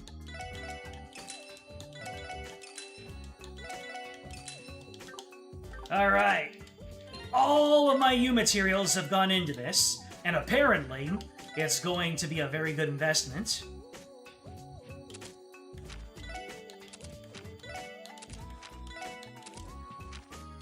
Let me say, just make sure, just to make sure, just to make sure, just to make sure. Alright. Thank you, Gilliam. Hope you enjoy all of those U materials that I just gave. Alright, Central Square. Ah.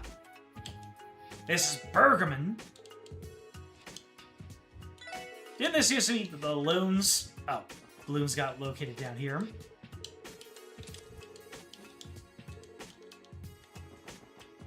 Popcorn! The tastiest thing you eat all day. And there's our recipe.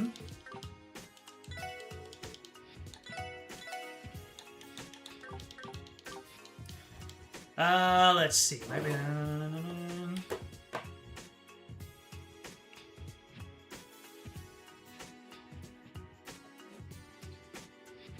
So I got the news, and I got the recipe.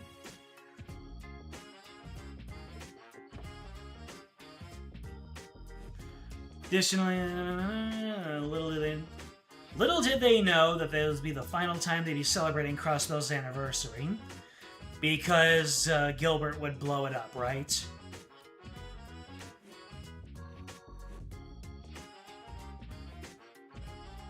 Check that burger stand once I have my recipe. Check the burger stand. The stand or the dude?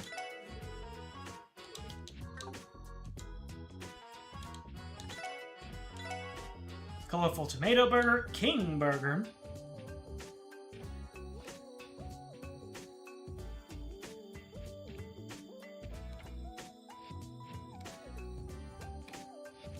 Of the miscibles. Wait, what?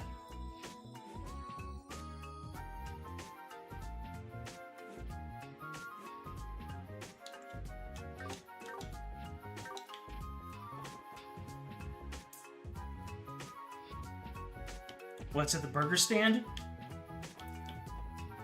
Bic Burger. It's a Bic Burger. King burgers are great. You'd stock up if I have the money to spare. Oh, really? Supreme Burger is made sweet with acerbic tomatoes. Alright. Let's go ahead and sell off the weapons that I don't need anymore and see how much I have later on. Alright. Get out of here. Get out of here. Get out of here. Get out of here. I should also look at my equipment. See if I really need anything else. Well, the rune cloth has a lot more A defense. Engineer's boots has more defense, but the speed, man, the speed. And the movement.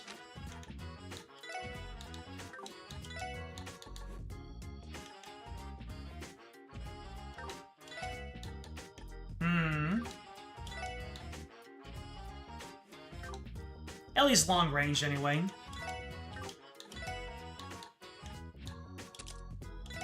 A fiber coat. Actually, yeah. Fiber coat for Tio.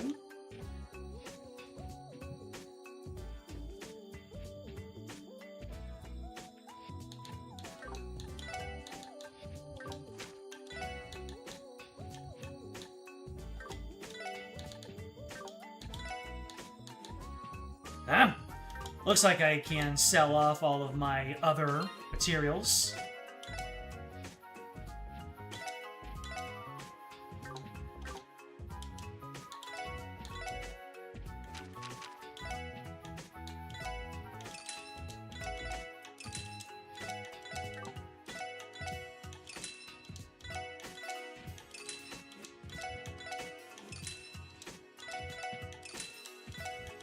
But I can keep all the accessories.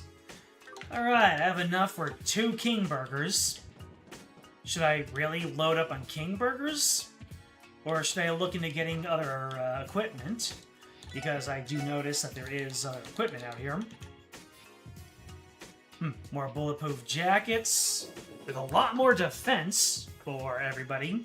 Although my wallet is looking kind of thin. Ooh, we got Stragas. Eat your heart out, Estelle.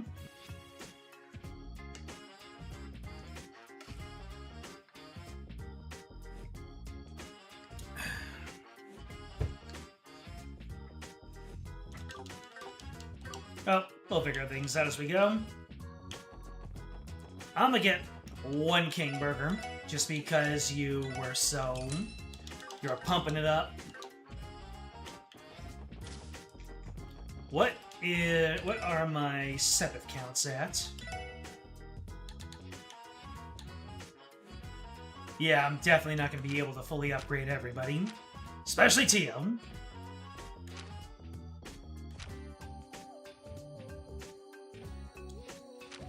Let's see, it's 200, 200, 300.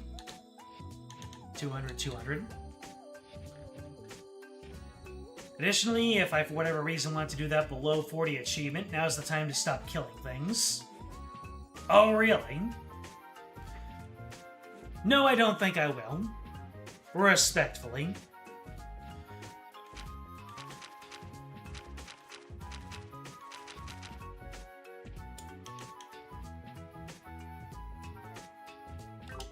What quartz can I make? Well, no action 3s, that's the real important part. So, more upgrades!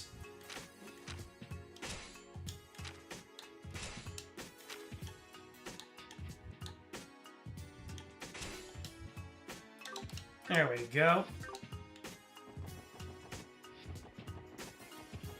I'm sure over the course of the next chapter, we'll get plenty more Sepith to munch on.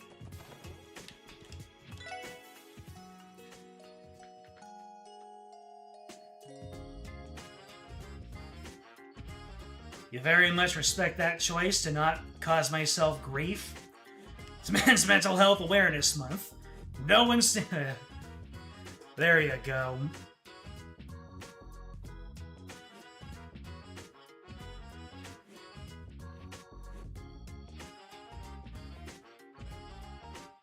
If I want 40 or less, now would be the time to find Charming Palms, since as they're below my level. Interesting.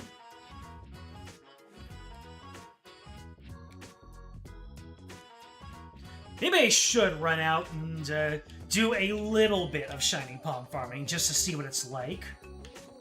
Chat, where do I farm the palms? I just want to see what it's like.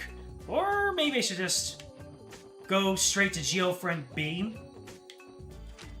Yeah, I'm gonna just go straight to Geofriend B. Seems to be a relatively straightforward request. Find the nasty, bonk him on the head.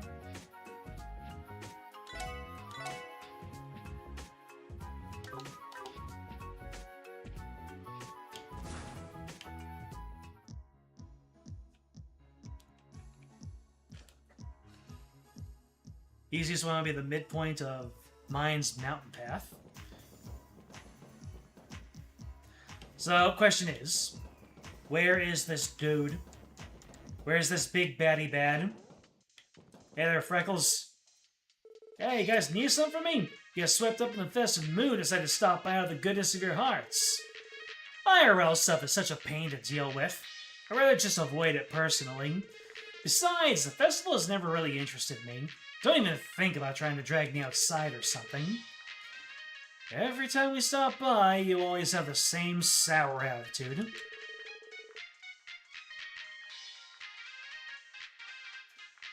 I see you're still hacking without a care in the world, too. Unbelievable. I thought you'd be downcast after being annihilated yesterday. Don't be so cocky, Tio Plato. I'll beat you one of these days.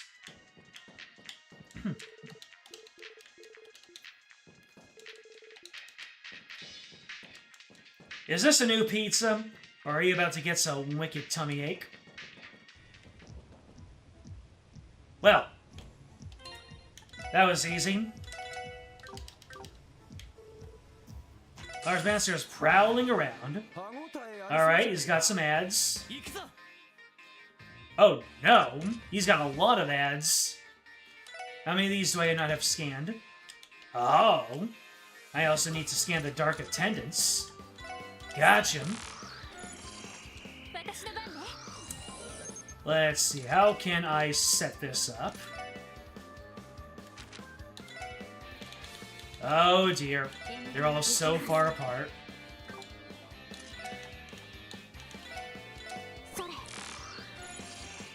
The mollusk monster made a mucus and launches as part of its body to blind foes. Let's see. Can't even crash bomb. Can't have shit and crossbow. Alright, let's go ahead and chrono drive ourselves. Ah, dang it, Tio.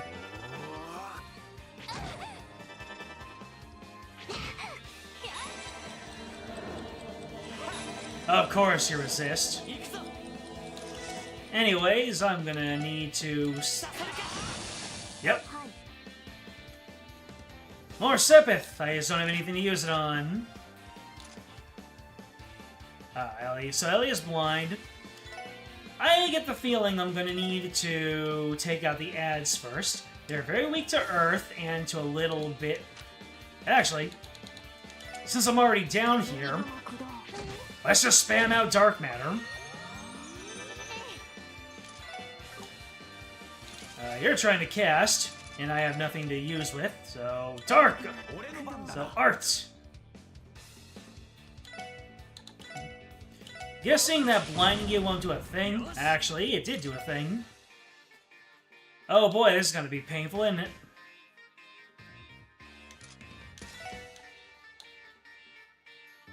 Ah, you've got the weakness.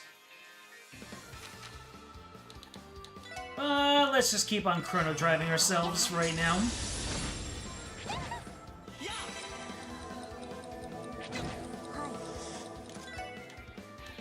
More dark matter! Ow. Figured that was coming.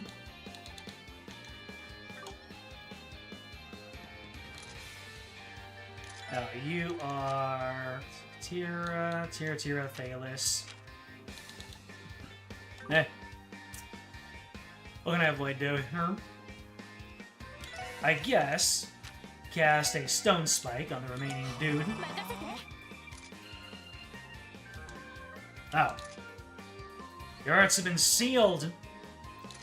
That's not very cash money. Oh, your crafts have been sealed. You can still spam dark matter though.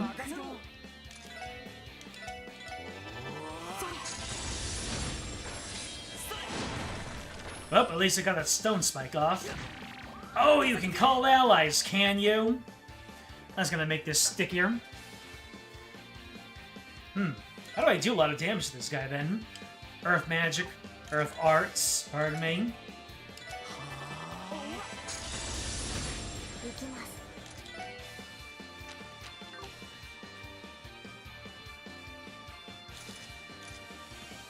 Oh, Tio can do a rush.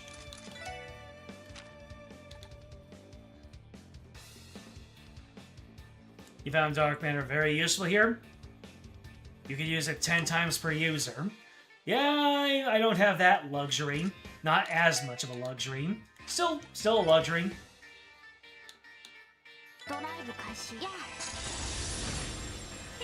Man, Rush is really nice for same turn casting. Good job, Lloyd. Doesn't matter that you don't have dark matter.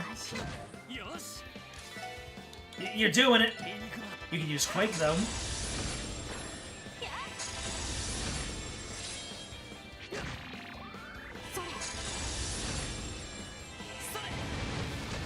Ooh, that Quake is actually good. It's their weakness.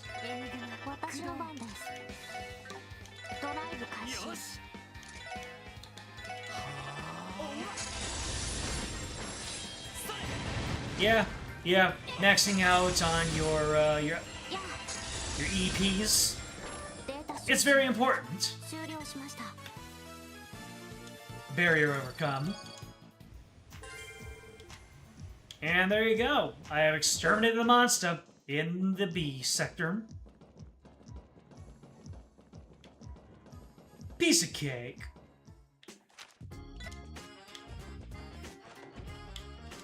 And we rest.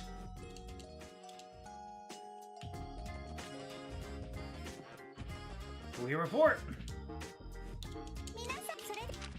Man, Fran doesn't get the day off.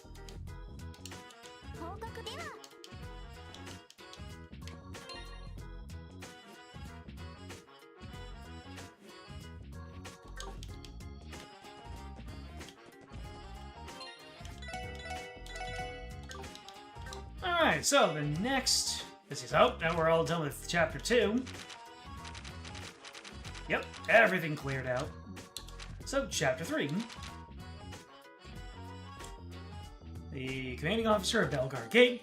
The Crossbell News Service. Alright. Do you want me to do the ones with the municipal detective points first? Or do I just do them in any order? Hey, it's you guys. Long time no see, Parla.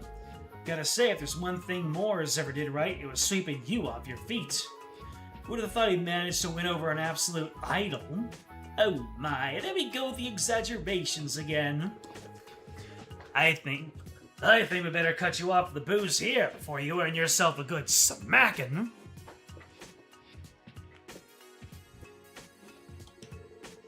You two lovebirds never change. The festival is here! Hooray! Man, that guy was speed. Good thing I didn't need him for my character log. Welcome to the Crossbell News Service. How may we help you today? Hello, we're the Special Support section. We've been here many times before, but we're going to introduce ourselves every time. We're to follow up on the support request you submitted. Oh, it's nice to meet you all. Thank you for coming. The person responsible for submitting the request wanted to explain it to you in person. Is now a good time? Yes! Wonderful. In that case, could you please head up to the second floor? I'll call the one who submitted the request and let her know you're here. Okay, sounds good. You should head upstairs. We can finally get up here and look at who it is. Big surprise.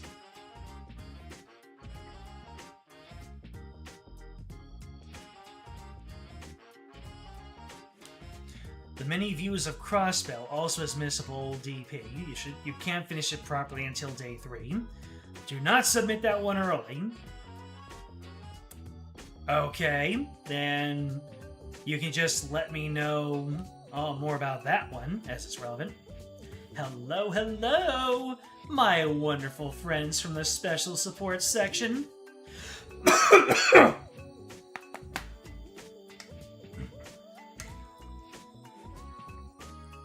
That caught me off guard.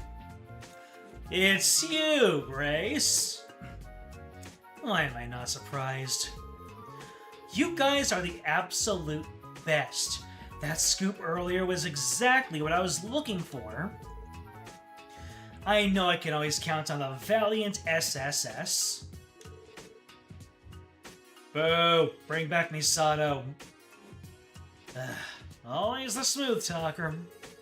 You do realize that our job is not to provide you with stories, right? The situation was quite messy, but I'm a little relieved that the article was primarily sympathetic towards grandfather's struggles. Well, I'm kind of barred from writing pieces on the Imperial faction, so it wouldn't be fair if I only criticized Mayor McDowell, right? And besides, your grandfather's popularity with citizens is off the charts. Heck, I like the old guy myself. Maybe I shouldn't be saying this as a journalist, but I really try to cut the guy some slack when I can, you know? Thank you, Grace. It's fine to sympathize with them a little, isn't it? Reporters are people, too, after all. More importantly, Grace, would you please proceed with an explanation of what your support request entails? Sheesh, I figured you'd react like that. Anyway, let me give you the rundown. You probably got the gist of it from the initial request, but I'll give you some more details. More details! Crossbell Times is aiming to publish an additional issue meant to act as a tour guide, and your best friend Grace is leading the charge. Isn't this my most fabulous idea ever? Huh? Huh? Gotta admit, I'm on board. Please continue, Grace. Right, so I'd like for you all to go take photos to use in the magazine. I want you to get the snazziest shots you can of Crossbell's most popular sightseeing spots. Monsters roam the highways, so we aren't the most suited to go straight into the front lines to get some great action shots, you know? True. However, I have my reservations as to whether any of us are qualified for the job. We cannot guarantee that level of quality you require with the photographs we take. Rains is already busy enough, thanks to how crazy the anniversary festival is. She's usually my right-hand photographer, but alas, I've prepared a nice memo for you guys that outlines all the best tourist spots to take photos. I'm counting on you to bring some fantastic shots. As long as at least one of you has the tiniest bit of experience with handling a camera, I think we'll manage.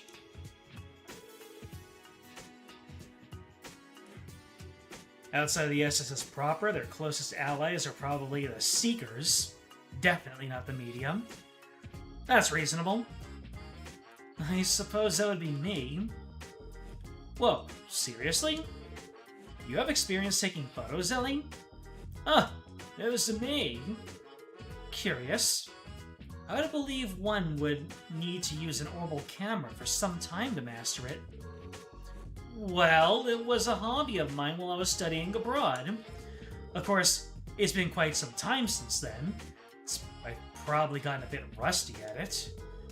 It'll get the job done. Trust me. It's still better than being completely green.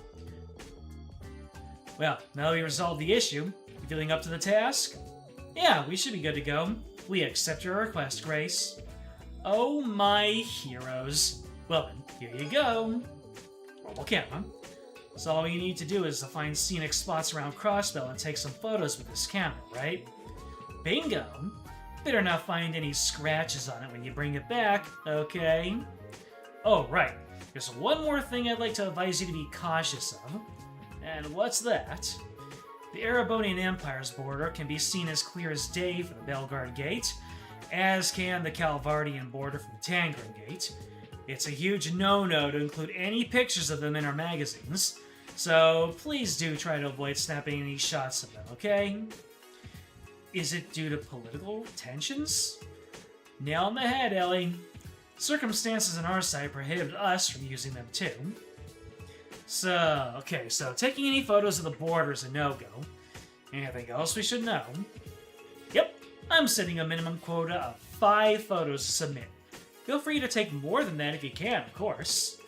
We're going to publish at the end of the festival, so go ahead and take your time finding all the best spots. After all, the more photos you can take, the more it'll help us out in the long run. Yep, that's about it for now. Understood. When you've wrapped everything up, just let our receptionist know, and she'll give me a ring. Well, anyway, back to work I go. I'll be eagerly awaiting your results. Some people never change. Man, she'd be a solid 10 if personality wasn't part of the equation. Chat, can you agree with this assessment? She certainly can be a bit too animated at times. It's a mystery to me where exactly she gets all her boundless energy from. Well, regardless, it seems she managed to skillfully redirect all of her busy work onto us. It's all good. That didn't sound like she was in too big a hurry for the photos. As long as we remember to take photos as we're out and about on our rounds, we should be just fine. True enough. Entrusting the photography to Ellie will ensure that this request will be completed with ease. Please lower your expectations. It was just a small hobby of mine. I'm sure you'll be fine, Ellie. Let's just make sure to remember to take some photographs whenever we come across a scenic spot. Alright, mission start. There are 10 spots total. Dang.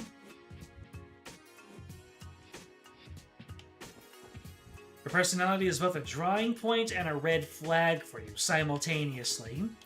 Damn.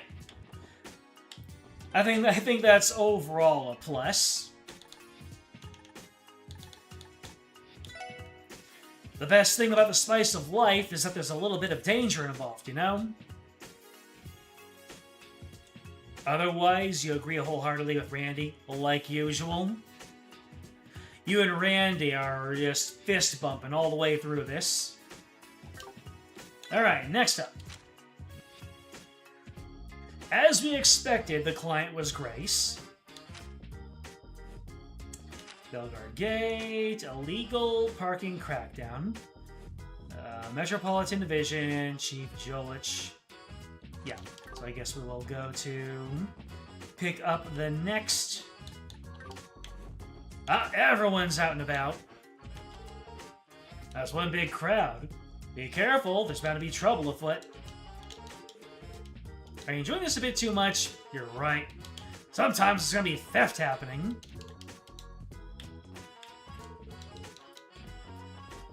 This tourist is gonna party his ass off, apparently.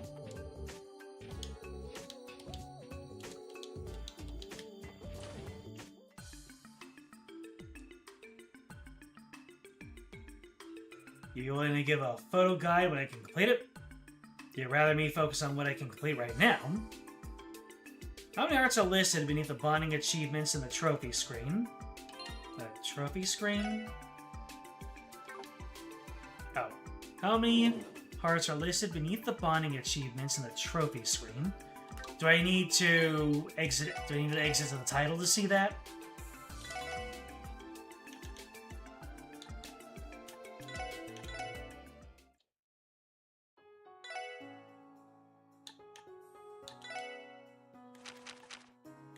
Or am I wrong? Oh, it's records. Let me see. Record, here we go.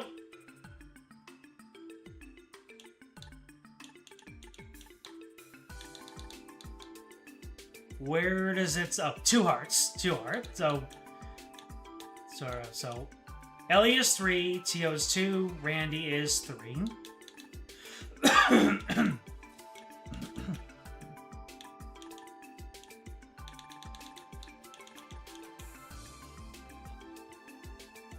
What are we looking for?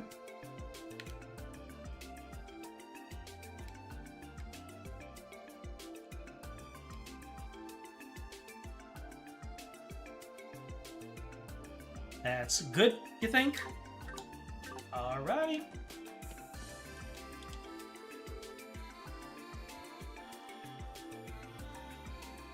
Hello, SSS. How are you doing today?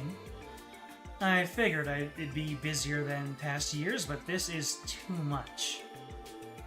Yeah, we know how you feel. You seem just as swamped as us. Us police officers really do have our plates full during the festival. By the way, we received a support request from the Metropolitan Division. Is anyone from their department in right now? Oh, you mean the request regarding ticketing illegally parked cars? They're so busy, it seems they've been flying in and out of the building all day. Might be able to catch someone if I call now, though. Perfect. Could we ask you to do that for us? It would be most helpful. Yeah, let's knock this one out. We're in agreement, then. I'll call them immediately.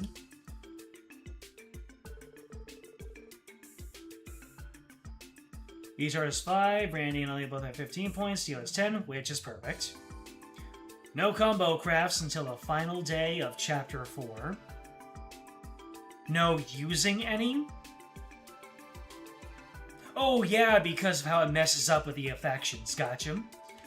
You've been waiting here an awfully long time. They must be pretty busy. Yeah, not much we can do about it.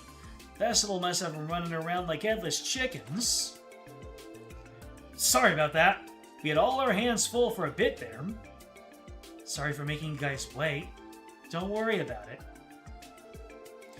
I'm the Metropolitan Division's Chief... I'm the Metropolitan Division's Chief, Yolik, even. None at all. No combo crafts that involve Lloyd. Then, just none whatsoever. And I'm Officer Kate of the same division. Thanks for lending us a hand, Special Support Section. Look at this smile. Look at this award-winning smile. Looks like we'll have to give a formal introduction this time around. I am Lloyd Bannings of the Special Support Section, and these 3 are my colleagues. We know you're swamped with work, but would you mind explaining the details of the request? No problem. Allow me to explain. But first, I think that's enough of the formalities. I don't mind if we can speak more casually now. Sorry, our chief likes to take things easy.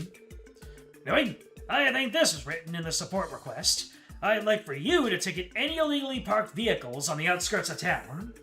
This goes without saying, but everyone's short on hands during the anniversary festival.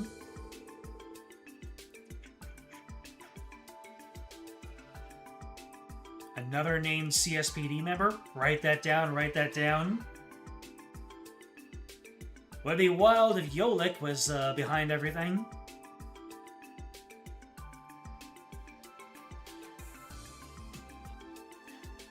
See? All we need you is to jot down the car's license and slap a warning sticker on it for us. Is that really all you'd like for us to do? You don't need us to tow them? Yeah, don't worry about that. Probably not getting anything more severe than a fine anyway. A lot of people drove in from the Empire or the Republic, so they don't know the parking rules. Towing would be too much. More importantly, you'll need to watch out for the cars that have parking permits. Parking permits? Yes, not every car is necessarily parked there illegally. Some of them obtain permits to park there beforehand, so you need to exercise caution. Cool. We'll keep our eyes peeled for the ones with permits. Okay, I think I understand the procedure. And I think I recall seeing 4 or 5 cars at the eastern and western exits of town. Let's go check both spots first. Indeed. Okay, let me give you this list of permit holders. An approved vehicle list. Alright. Oh, I got it. Took this pack of warning stickers.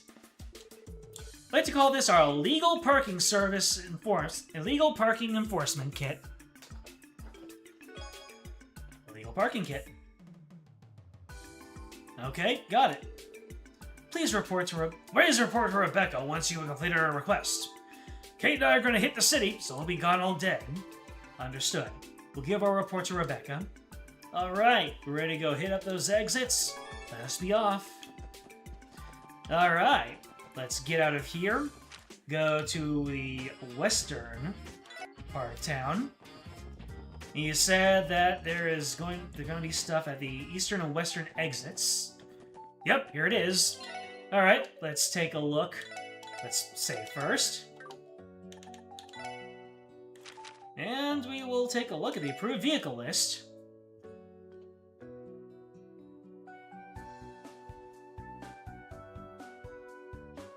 For the bonding stuff, save 52k Mira for all the Enigma covers and gifts. Before that, same final day of Chapter 4. Interesting. Cars with license plates listed on the next page are approved to park at the exits across Bell City. Authorization fee is 500 Mira per day. Person of the cars that are parked without authorization will be fined accordingly.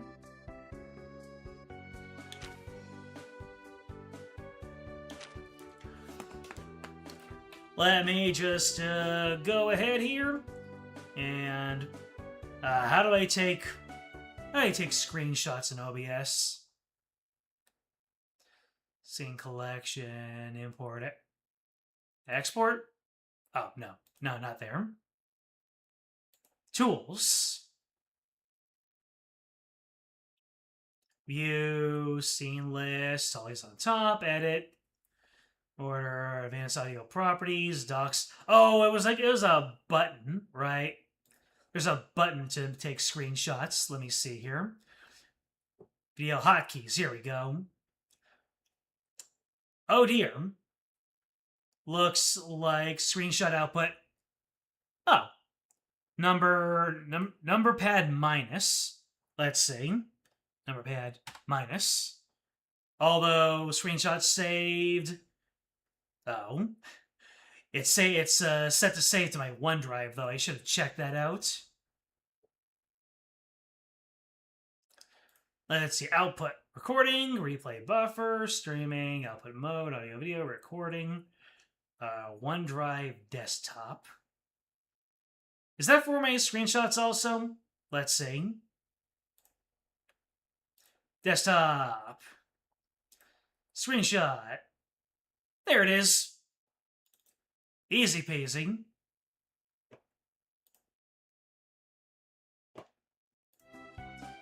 Make sure to examine each vehicle's rear at least once in both city exits. Alright. That's a bunch of cars. Oh.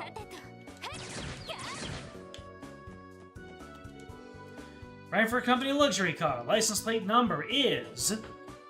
Let's see. Let me go ahead and toss this up. Do a little bit of trimming. Crop the selection. Minimize this. And Bob is indeed your uncle. ED0028. That ain't one of them, Chief. No, Ellie. Use the sticker. Don't open fire on the cars.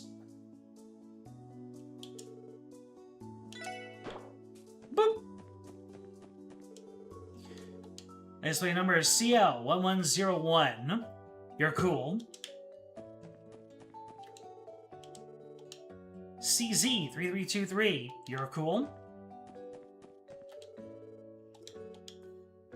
EW3100. EW3100. Nope. Stop right there, criminal scum. Oh man, you can't take it back once you start placing stickers. So... is that all of them on this side?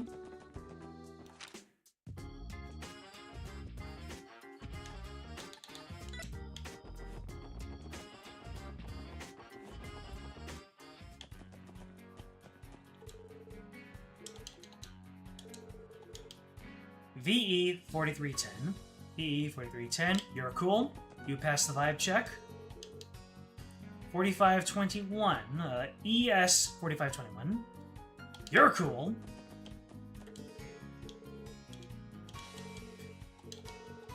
LA 5828. You're cool.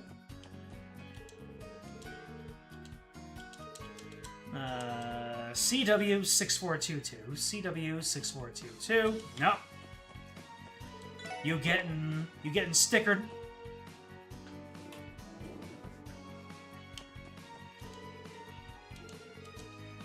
CL1101.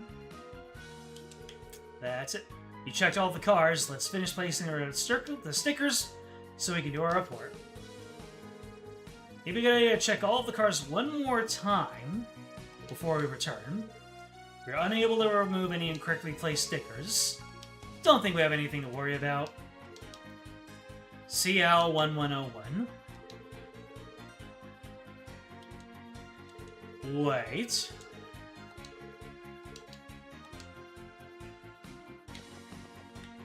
There's another CL1101. I thought that sounded familiar. Wasn't there one on the other side that had the exact same number? I'm not crazy. Only a little bit.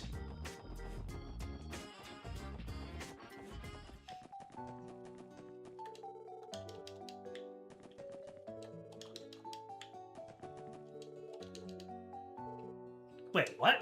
Didn't we see this plate number over the east exit too? Actually, I think you're right. I don't think this was this type of truck though. It is against state regulations for multiple vehicles to share an identical license plate number. Yeah, Toyota's right. Gotta have a unique number or you're breaking the law. Breaking the law. Oh, you need to jot this plate down, yeah?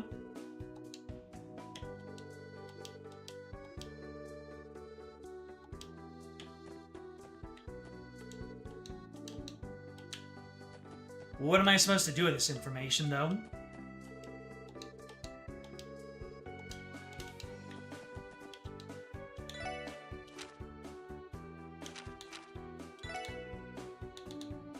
Oh, let's mention this in our report.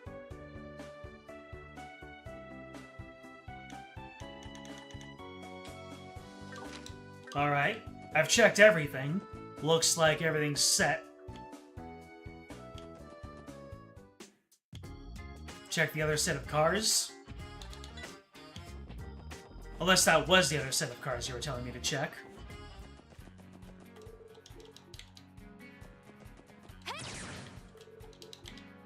Ellie really hates these cars.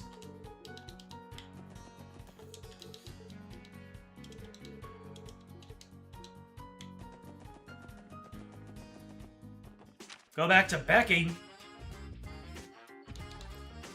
Let me smash.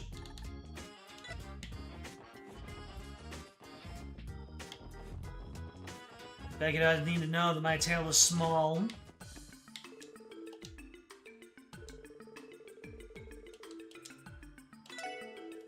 Ready to give a report. Can you contact them, please? We understand they're busy. That's it for the report. Here's a list of license plates for any illegally parked cars. Oh wow, you even looked at the license plates and permits up for us. You, didn't make any mistakes though, did you? Not feeling too confident on that one. We kinda did it in a hurry. Ah, no big deal.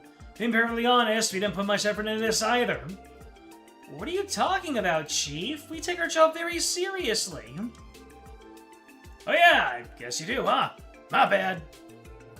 Anyway, it looks like you managed to write off one task from our to-do list. This should give us a bit more breathing room. Can we count on the SSS to take care of your work, huh? Can't escape the handyman treatment at headquarters, can we? Hey Lloyd, should we tell him about the inconsistency?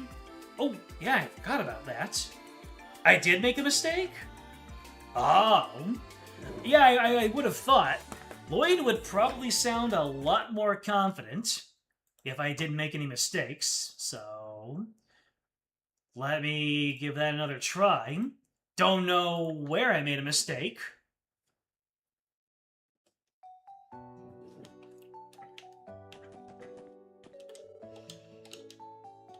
So then I should look at every single one of these and then go back and forth and then place my stickers. So I've looked at all these.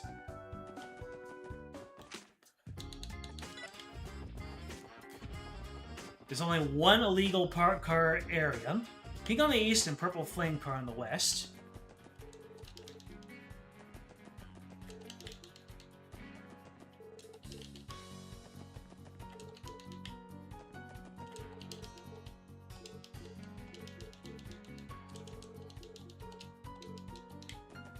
You feel like you've seen this number before.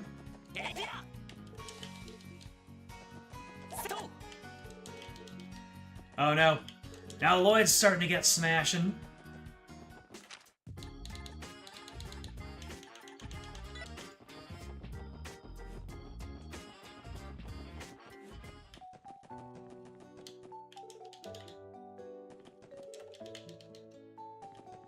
Alright, let's note the inconsistency.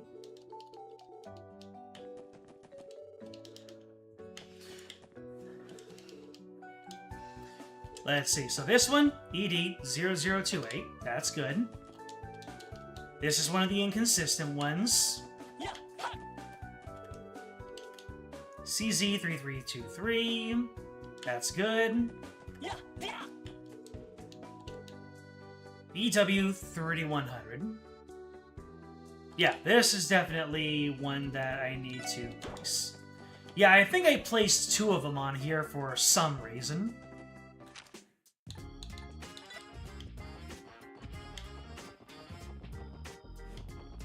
I figured ED0028 last time. Oh dear. E4310, yep. ES4521. LA5828, yep. CW6422. Yeah, that's definitely one of them. And then this one is CL1101, so that's where we're reporting. Alright, now we should be good.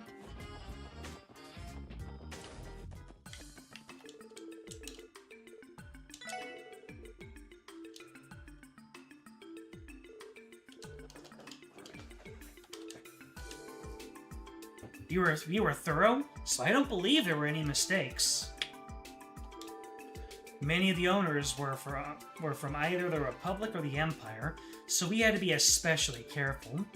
Wow, you guys went that far for us. Honestly, wouldn't mind if you guys just rushed through it. That's typically how we do things, you know? What are you talking about, Chief? We take our jobs very seriously. Oh yeah, I guess you do, huh? My bad. You managed to write off one task. There was one thing. What's wrong? We noticed something strange with the license plates. There were two cars that shared the same license plate number across both exits. I believe the license plate number was CL1101. Wait, seriously? Could one of those plates be a forgery? I think I know what's going on. So you need to pay a fee to obtain a parking permit, right? But you get charged daily for those things. So it ends up costing a pretty hefty sum of Mira to park there the whole festival. 2,500 is a hefty sum. Someone probably wanted to skip out on spring for 2 separate permits. Wow, what a cheap ass. Guess we should be glad it's not anything more serious than that, though. Okay, 5,000 is expensive. Indeed. Kate, do me a favor and check this out for me. Yes, sir. Looks like our job here is done. We'll be taking our leave. Thank you for the hustle. Yep, we are confident.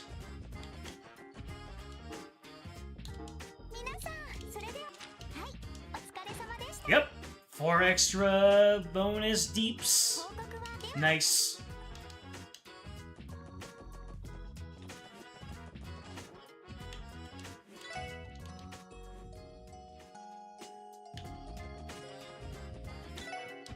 Next request. Alright, I guess we are running all the way over to Belgard Gate. I'm on the highway to Belgard.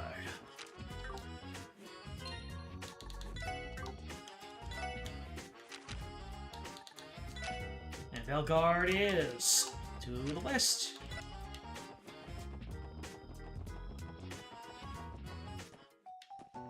Alright, let's just go ahead and go loop around in our saves, just in case. I got my new rod as part of the urgent request, but still save it for last. I mean, yeah, that's the plot line, isn't it? Whoops. I ran straight into that one, didn't I? Well, now I can delete this screenshot. Ah, I don't need to right now. Oh no, not the chump change of damage. Super recovery! I didn't even see your HP budge.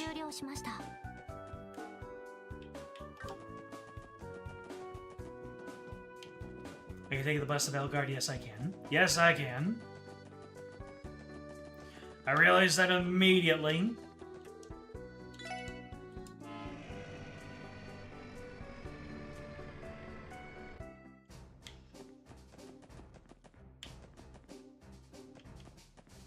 So, who am I talking to? Somebody here. Warrant Officer Murray.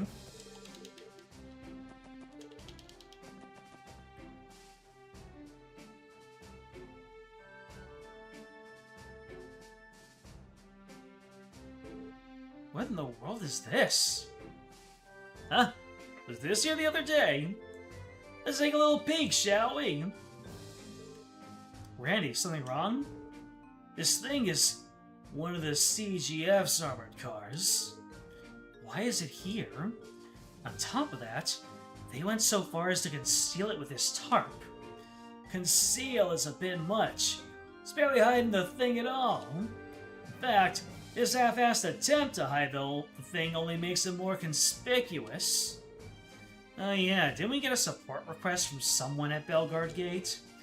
Maybe this armored car has something to do with it. I believe that the request was to search for a lost item, and as for the client, it was a Warrant Officer Murray. Right. She was that blonde soldier we met before, right? Yep, that's right. She may be busy with work. We should try asking her about the request. Perhaps you could casually bring up the armored car if you're so interested in it. Good idea. Alright, let's pay her a visit.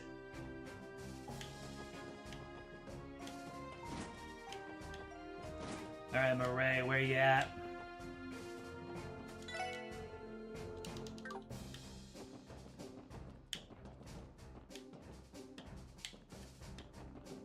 Oh yeah, she's in one of these rooms. At least, in a previous visit. There she is.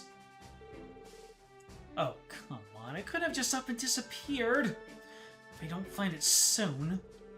Yo, Murray! How's my favorite CGF soldier doing? Nice to see you again, Warrant Officer. Randy, and the rest of the special support section? What are you four doing here? Oh, right. It's about that support request I submitted, isn't it? I've been in such a rush I nearly forgot about it. Oh, that's alright. I'm sure you must have been swamped with your work. Classic Murray. She puts on a serious face, but she's really not all there. Excuse me? Someone like you has no right to say that to me. Let's try to settle down, shall we? I know it's sudden, but would you mind explaining the request to us? The CGF wouldn't be coming to us for help unless they really needed it, so I've been curious to learn the details. Yes, that's correct. Forgive me for losing focus for a moment there. Randy has that effect. So, we've been searching the premises here at Bellegarde Gate for a certain crucial item that's gone missing. Normally, finding it would be our top priority, but as you can see, we're running short of manpower during the anniversary festival. That's why we decided to ask for some assistance in the matter. I think I understand the situation. So, what exactly are we looking for? It's the key to the armored car that the Guardian Force has just deployed. That's pretty dang important. It's one of the newer models. A new model? I'd only heard rumors about it. So I take it that that has finally been deployed? I fail to understand how you could have lost something so valuable. Let me guess. The commander? I suppose that wasn't a hard guess. It wasn't? How so? Well, it started yesterday. The commander threw an exclusive party to ring in Crossbell's 70th anniversary. Over the course of the night, the commander drank much more alcohol than he should have, and then he had one of his soldiers drive our new armored car to his party. Must have been trying to win over the higher-ups by showing off his new shiny ride. How very tasteless. Once the commander returned and had the car parked inside the gate, he snatched the key from the driver, and later it just vanished from his possession somehow. Now that we can't move the car, we have no choice but to put a tarp over it in a last-ditch effort to conceal it. I was wondering what that was doing outside, but was that really your best move? The tarp almost makes it even more conspicuous. Well, if they left the car as is, it would probably raise a lot of questions they don't wish to answer. For example, why exactly is the CGF's new heavy-duty armored car actively deployed inside of the border gate? If the Imperial Army took it as a threat, I'm not sure we'd be able to reason with them. You can't be serious. At the very least, we'd like to avoid any provocation at all cost. Is this new model really all that? The armored cars we were using before were pretty top of the line in terms of defense and mobility, if I remember right. Trust me, it is. The new model is an upgraded, more combat-oriented version of our old cars. It's equipped with Vulcan cannons, miniature missile pods, and has seen an entire overhaul when it comes to its base firepower. If you inspected the CGF's entire arsenal, it would easily come out on top. No doubt about it. Gotcha. I agree with you then. Leaving that out in the open sounds a bit too dicey. So, where exactly is that oh-so-wonderful commander right now anyway? This is still his office, isn't it? It is. He's just... Oh wait a moment. He headed out this morning and left us to sort out this mess. He said he couldn't possibly call off all the SWAT raids he was hosting for the festival. And flake out on the Crossbell's top elites? I think not. Sounds like him, alright. The more I hear about this commander, the less I am eager to meet him. Anyway, we really want to move the armored car out of the public eye ASAP. Will you help us find the key? We'd be happy to help, Warrant Officer. Really? Thank you very much. Now, would you mind help us retrace the commander's steps? Did he mention anything that might give us any leads? Let me think. If you'd like to hear what I was able to get out of him this morning, I'd be more than happy to share. That should suffice. When the commander returned, he had the armored car parked right inside of the gate, and he took the key from the soldier driving, and then, I imagine he was craving a light snack to wash down all that alcohol. So he stopped by the mess hall and had one of the cooks make him some food. Afterwards, he waltzed up to the roof and sung his heart out for quite a while. Once he finally tired himself out, he realized he had no idea where the key had gone. He sounds like a proper drunk. I think it was a miracle that he made it up to the rooftop at all, given his condition. Yes, another day in the life of that deadbeat. What we heard, we know that for a fact that the key was lost while he was gallivanting around the gate. If that's the case, we shouldn't have to worry about searching anywhere other than Bellegarde Gate. I agree, Ellie. Alright then, you should perform a sweep of the general area first. You might find some clues, or, with luck, the key. Warrant Officer Murray, would you like to accompany us in our search? I'm afraid not. I feel like I would just get in the way if I came along. I'll still be doing what I can to find it, though, starting with tearing apart the commander's office. Don't you worry about a thing. Even in the most desperate of situations, you can always count on old Randy to help you out of the pinch. Jeez, I really am counting on you, Randy, so I hope you can live up to that big talk. We should go ahead and commence our search for the key. Let's start by checking the armored car itself. Alright. Do your checking of the armored car itself. We have the armored car, we have the kitchen, and we have the roof. You want to truly corrupt? Look to the only man higher than him on the CSPD pecking order. Do that again. So according to Murray, the commander parked the car here and hasn't been moved since. I said we should search the area for the key, but I assume the CGF would have found it even if it was actually here. That's a good point. It would be a waste of time to search the area again. Besides, since the car has those bulky Vulcan cannons on top, we can't exactly remove the tarp to take a closer look. Damn, kinda wanted to see this baby in all its glory. Randy, have you ridden in an armored car like this before? This model should be a modified edition of the conventional armored car, so it should feel largely the same. No, there's just something I'm kinda curious about. If they got permission to use them, I'm sure they'd be super nice for patrols and stuff like that. I bet Noelle would die of happiness. I think you might be right. Huh? Looks like we have visitors from the Empire. Let's go check it out. Visitors from the Empire, you say? Oh, no. How close are they gonna get to seeing this big old chonker? Whoa, limo? Those airboatings travel in style. Right for company. Who owns this? Wait a second. Oh, if it isn't the fine ladies and gentlemen of the Special Support Section. Hey, my man! If it isn't the fine ladies and gentlemen of the Special Support Section. Good day, everyone. I trust that Crossbell has been treating you well. Uncle Dieter? It's been a while, sir. Ha ha ha! It has indeed. You'll have to forgive me. Did my arrival get in the way of your duties? The Justice Mobile. Quite right. Not at all.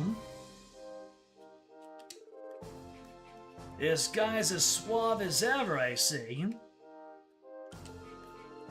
Are you returning from a business trip by chance, sir? That's right! Negotiations in the Empire! But that aside, I can't help but ask about that great big thing sitting behind you. I guess it's hard not to notice. It's kind of a long story. I see. Allow me to make an educated guess, then.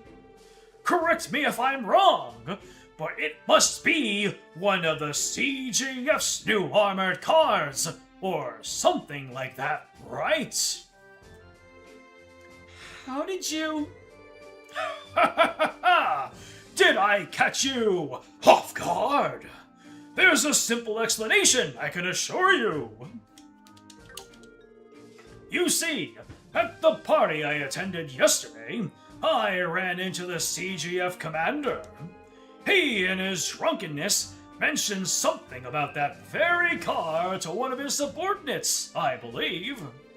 I've sat with him at multiple parties now, and I really do think he should work on that drinking problem of his.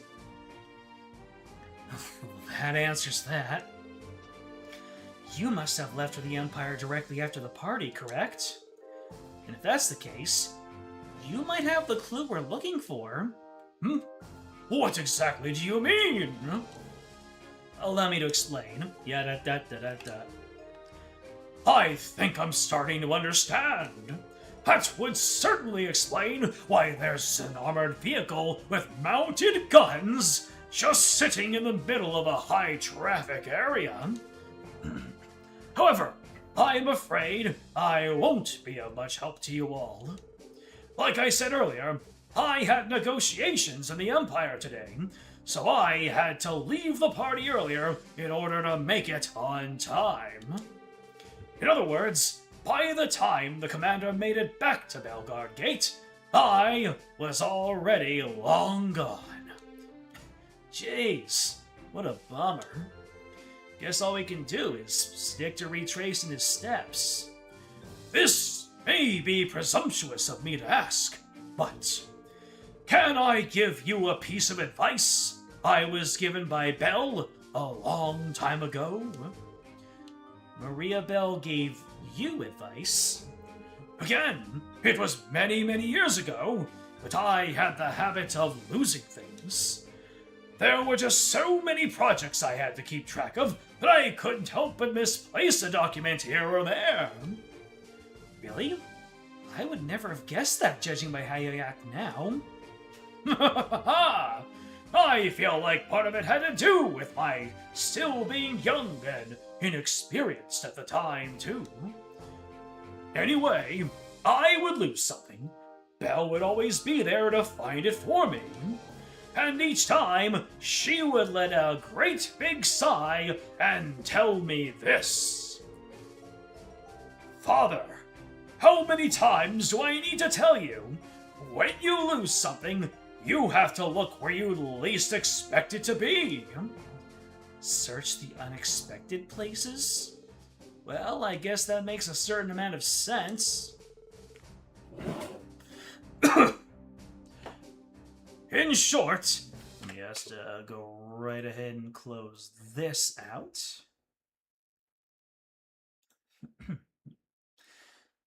Cancel this. We're going back in here. Thank you very much. In short, Belle was simply trying to tell me to change my perspective. Though I don't know how useful you will find this advice, of course. No, sir, we appreciate it. Thank you very much. I don't know if I've been much help. But I hope you find what you're looking for. Oh dear, I seem to have gotten carried away with our conversation. I think my car might be a bit of a nuisance sitting in the middle of the gate like this. If you'll excuse me. Oh, have a safe drive home, sir. Thank you, sir. Until we meet again, SSS. Justice!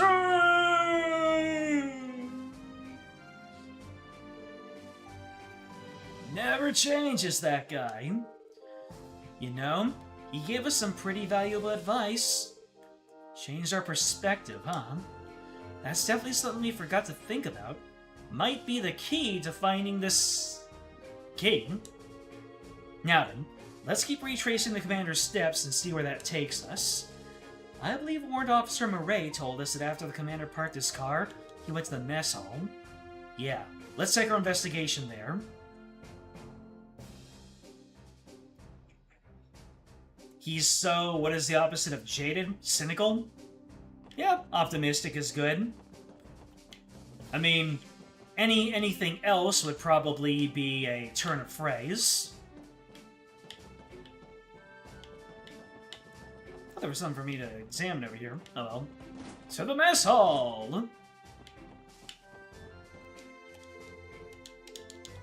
Well, I guess we can talk to the person in charge here. Yep, there you go. No sarcasm either. Very authentic about everything he does and says. That is refreshing, I have to admit. I hope we see much more of him and nothing terrible happens. Yo, Stella, keeping yourself busy? Oh, Randy, funny seeing you here. Were you wanting to order something? Not exactly. I would like a heaping helping of information. We're searching for the armored car's key as per Warrant Officer Murray's request. Oh, so you guys are the ones who got stuck with that? Warrant Officer already asked me to look around. Combed over the mess hall high and low, but it's nowhere to be found. I suppose we can mark the mess hall off our list then. We're in the process of retracing the commander's steps. Do you mind recounting what you witnessed last night? Sure, I don't mind. First day of the anniversary festival was incredibly hectic here. I was finally winding down from the craziness of the day when the commander stormed in here utterly wasted. All of a sudden, he yelled at me to cook something that would sober him up, so I had to do some forced overtime. And because of that, I wasn't able to get around to any of the prep work I needed to do for today. Wow, he sounds terrible. Oh, for sure. Guy swaggers around like he owns the place, but doesn't do a lick of actual work. What'd you say about Guy? Sounds like he's the complete opposite of Deputy Commander Bales. Excuse me, would you know if he had the key on him while he was eating his meal? Beats me. I only heard about it being lost when I woke up this morning, so I'm afraid I wasn't really paying attention. Is that so? Well, no way of knowing whether he had the key here or not. What's everyone doing gathered around in the mess hall? Looks like we're going one step beyond. Good timing, Beyond. These people are helping the CGF recover that key or whatever. Nice to meet you. We're the Special Support Section. Oh yeah, heard about you all. Nice to meet you too. Hey, Beyond. Still the same military buff as always. Right so. It's been a while, Randy. So, Beyond, did you end up finding the key? You know, the one the Warrant Officer told us about. After giving it a quick search, I can safely say that it isn't in the inn. Pretty sure the commander didn't bother heading there after his meal anyway. Sorry, but what do you mean by pretty sure? Weren't you at the inn last night? I imagine you'd know whether it came in or not, right? I finished my work for the day by then, so I was actually taking a break up on the roof when he got back. Wait, hold on. Did you remember something? Yeah, I passed by him as I was leaving the roof. If I'm not wrong, I remember him spinning something around that looked like a keychain. That must have been the key you're all looking for. Then that means it's extremely likely the commander had the key until he headed up for the roof after leaving the mess hall. It bothers me he would act so nonchalant with something so important. I certainly agree, but at least we picked up a valuable statement. Good thing that memory of yours finally kicked in, huh? Better late than never, right? You've got to be kidding me. Do you realize how much time I wasted searching this mess hall because of you? Sorry about that. Well, I think it's about time for me to head back to work. See you later, Stella. He ran. Well, thanks to him, we finally got ourselves a solid lead. Thanks for all your help too, Stella. Randy's right. Even though you only knew it wasn't in the mess hall, that narrowed down our list of potential hiding places significantly. You're welcome. I'm not really sure how important this key is, but please find it. Not just for the CGF's sake, but for Warrant Officer Murray's. We'll do our best. Now our next destination is the roof. Yep, so that's the inn. Up to the roof we go. Well, we made it to the roof. According to Warrant Officer Murray, the CGF commander sung his heart out up here. I imagine it took a while to climb the stairs while he was under the influence. Yes, but our biggest issue is that he doesn't remember exactly where he misplaced the key. If he were to lose it anywhere, this would be the place. Let's try searching for a while and see where that takes us. Was this wire? What in the world could this key... Wait. Where in the world could this key be? What's this? The lid of a juice can. You know, we can just throw this away. What's this shiny object here? Oh, just a 10 mirror coin. Commander probably dropped it. Please tell me that you actually gained 10 mirror from that.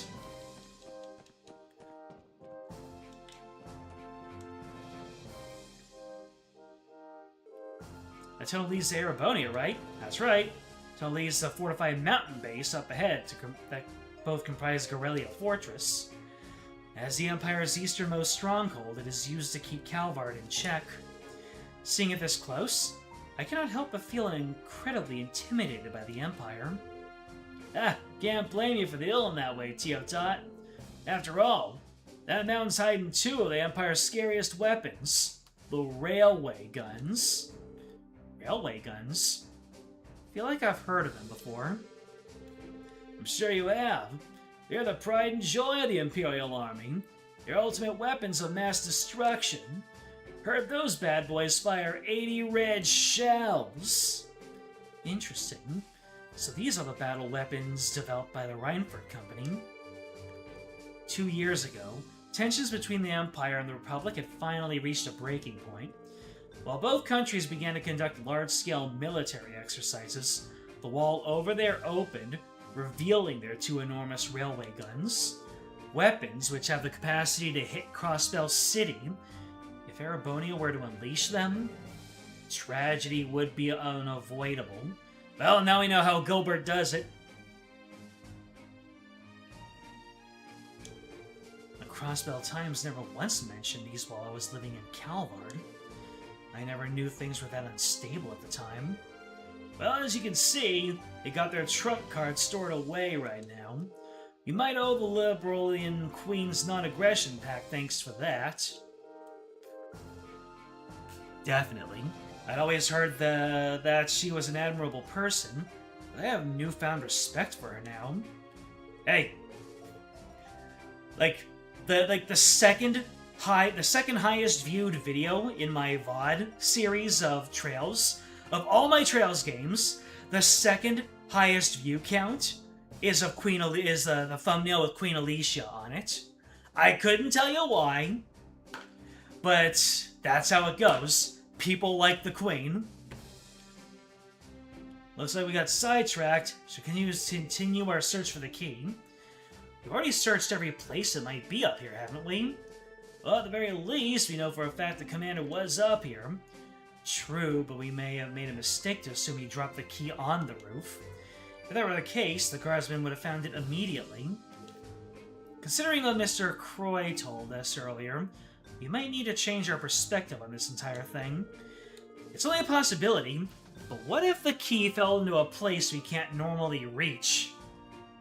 Did he accidentally chuck it over the edge onto the Empire side of the gate? That would make a sticky wicket. Let's investigate every crook and nook and cranny. Let's investigate every crook and nanny of this place one more time.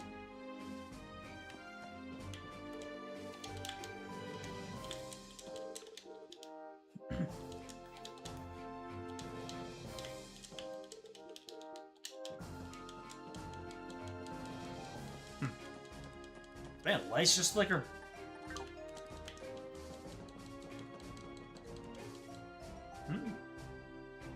Oh, he flung it off the right side. Huh? Lloyd? What's the matter? I see it! Seriously? How the hell did it end up at a place like that? Given its true location, I'm not surprised they were unable to find the key, no matter how much they scoured the gate. For now, let's let the warrant officer know. I should be able to reach it with a ladder. Hopefully they have one around here we can borrow. Right, let's go find her. We might need more of a step ladder for this. I think you were looking for this. It seriously ended up in a place like that? Never would have found it then. What probably happened is that your commander dropped it while he was singing on the roof. And aside, I'm just relieved that you were able to find it. Thanks to you, we can finally move that armored car someplace where tourists won't stumble across it. I guess I'm in your debt. This time, Randy. Don't worry about it. But if you really want to make things even, how about going on a date with me? Be a good time. I don't know what I was expecting. Idiots never change, do they? Ellie looks at Lloyd. Well, thank you for everything, SSS. You're welcome. If you ever need anything from us, all you have to do is submit a support request. I'll keep that in mind. Now, if you'll excuse me. Case closed, huh? I suppose so. Wasn't sure we would find the key for a second there. If a stranger picked it up, I don't know what we would have done. Considering it was dropped, I'd say we got lucky. I'm inclined to agree. Incidents like this could be avoided if the commander was a bit more observant. He's always been an incompetent jackass who only thinks about himself, even back when I was stationed here. If we didn't find that key, Murray probably would have taken the heat for losing it. That man is hopeless. No denying that. Still, at least we know that there are people like the Deputy Commander and the Warrant Officer doing honest work in the CGF. I'd like to think that most guardsmen are following suit, despite everything. Good point, Lloyd. Well, time to head out? Yeah, let's go. Hell yeah, brother. The tourist traveled here from Ereboni on foot. And now he's gonna walk to the city, though it might be a little bit dangerous. Tourist Kururu. Cross Bellins not only have trains, but buses too. I'm so jealous of how convenient things are here. If only they built a train station and had bus stops near my house. If they did, I'd be coming to Crossbell whenever I had a chance. Real facts from Kururu.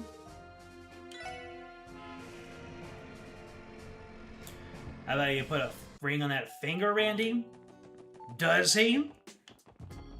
Randy's too much of a coward for that. I see.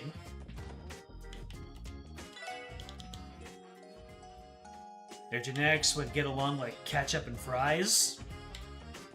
Oh, is that because of her blonde hair and his red hair?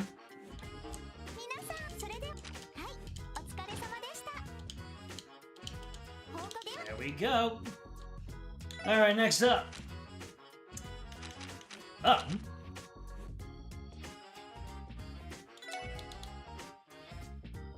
So, I can probably take 5 pictures now, but, yeah, I'm probably not gonna need a guide or some kind of reference to know where exactly I'm supposed to go with that.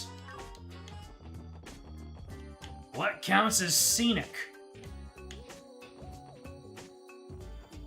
This view of the train? Nope. So you got something for me, let me know. You've been really enjoying Taco Bell's fries lately. With regular fries, you can never go wrong with McDonald's, unless they're cold. Yeah, that sounds about right.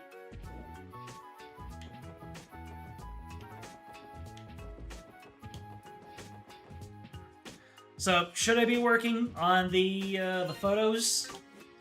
I get 9 of them right now, but the last one is not until day 3 of this chapter.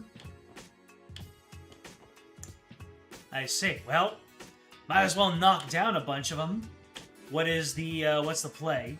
You got a link that you can share via the Discord, or you can just mention them in the chat here. I am not picking.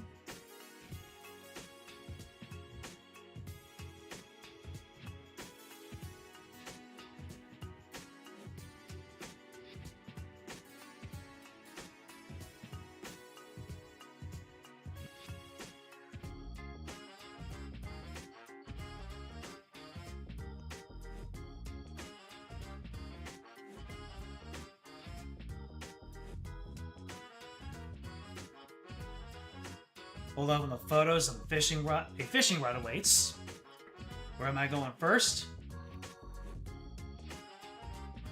So you want me to keep moving forward with the story, get that fishing rod, and then do the pictures while I do the fishing?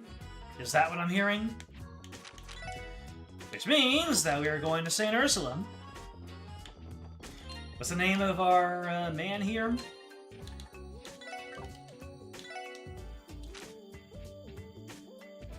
Dr. Joaquin Gwenter. Have we heard that name yet?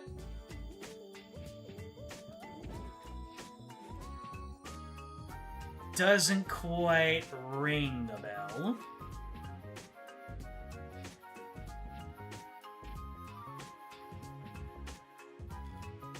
Where am I going first? Well, unless I am told otherwise, we're going to St. Ursula.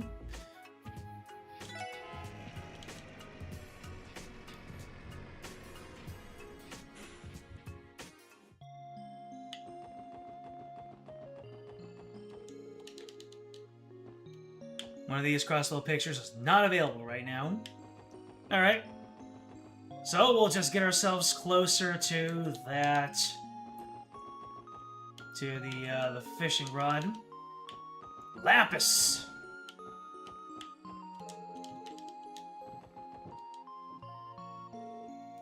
Where could you be, Doctor?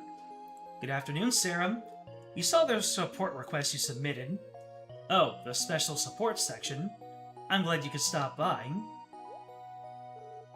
Is something the matter? Yes. We're here because of one of St. Ursula's doctors went missing, right? You seem awfully calm for a situation like this. Well, I wouldn't call it calm, exactly. I think exasperated is more accurate. Exasperated? Could you clarify the details of your request? There seems to be a misunderstanding over how severe we each consider a missing persons case to be. Yes, I should probably explain. The doctor in question is a man named Joaquin Gwenter. Dr. Gwenter is, well, despite being an expert in his field, he sometimes disappears at the most inconvenient of times. Oh, used to this, in other words. So they're saying, yeah, this sort of junk just keeps on happening.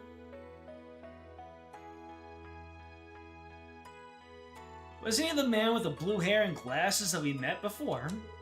And by missing, you really meant the guy's playing hooky. If we're being blunt, yes. I thought your name was Sarah. Unless your last name is Blunt. The hospital still has a lot of things left on its plate, so we're at quite a loss without him. I see. So the real heart of the matter is that you don't know where the doctor's run off to. Yes, unfortunately, that is right.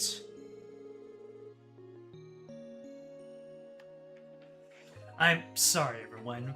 Might have been irresponsible for me to write the request like I did. Gone missing and all that. What do you think, guys? I think we could postpone this if we want. Based on the information given, the level of urgency seems quite low.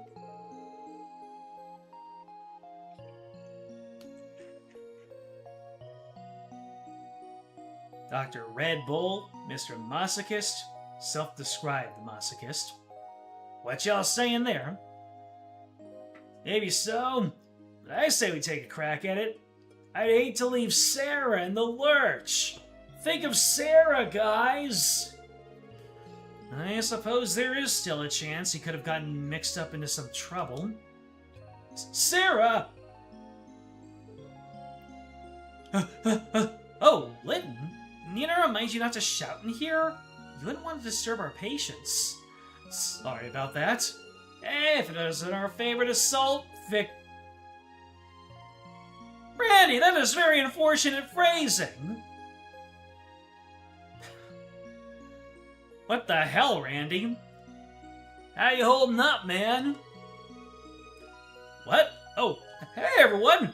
I really appreciate what you did for... That's not the problem right now! Sarah, where the heck is Dr. Gwenner? About that... I'm sorry, Linton. He isn't coming back. He still isn't back. You're joking, right? Oh, goddess, what does he expect me to do with all this work? I'm just an intern.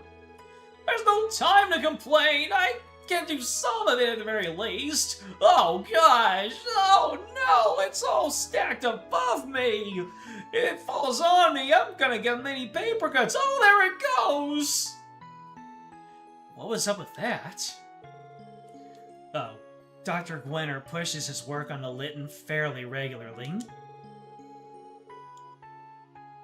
Linton is, he's allowed to start his villain arc now. And with him absent, Linton is desperately trying to chip away at the mountain of work he left behind.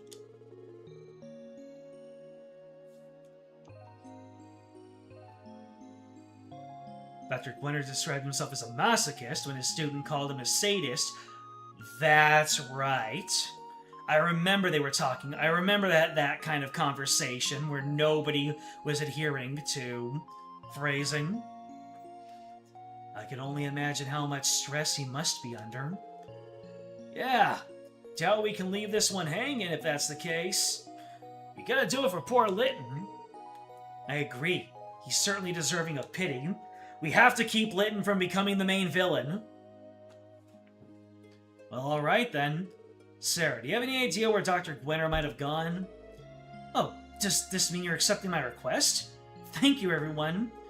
Recently, Dr. Gwenner has been talking about participating in an anniversary festival fishing tournament. Do we need to thrash this man at fishing? Hell yeah! It's quite possible that his disappearance has something to do with that. Considering he left during work hours, he should still be wearing his lab coat. I'm sure he'll stick out like a sore thumb. Ducking out of work for a fishing tournament? Sounds like this is more than just a once-in-a-while hobby. If it involves fishing, I'm sure the Fisherman's Guild on East Street will know something. We accept your request, Sarah. Once we find him, we'll contact the hospital and bring him back. That'd be perfect. Thanks so much. Missing Doctor started! Dr. Gwenner... Dr. Gwenner must be important. If we had one missing doctor who is part of a support request, but Dr. Gwenner, he's load-bearing. Alright. Let's get back to the Fisherman's Guild. In the East Street.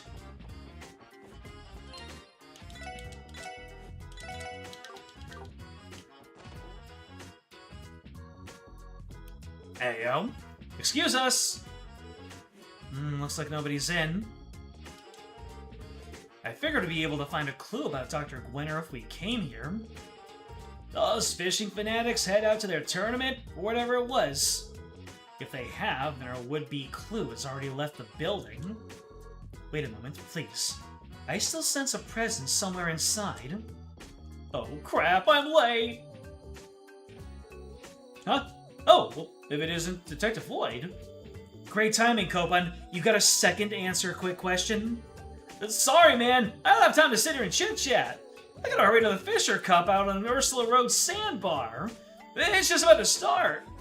The Fisher Cup? That's the fishing tournament? Oh, you guys already know about it.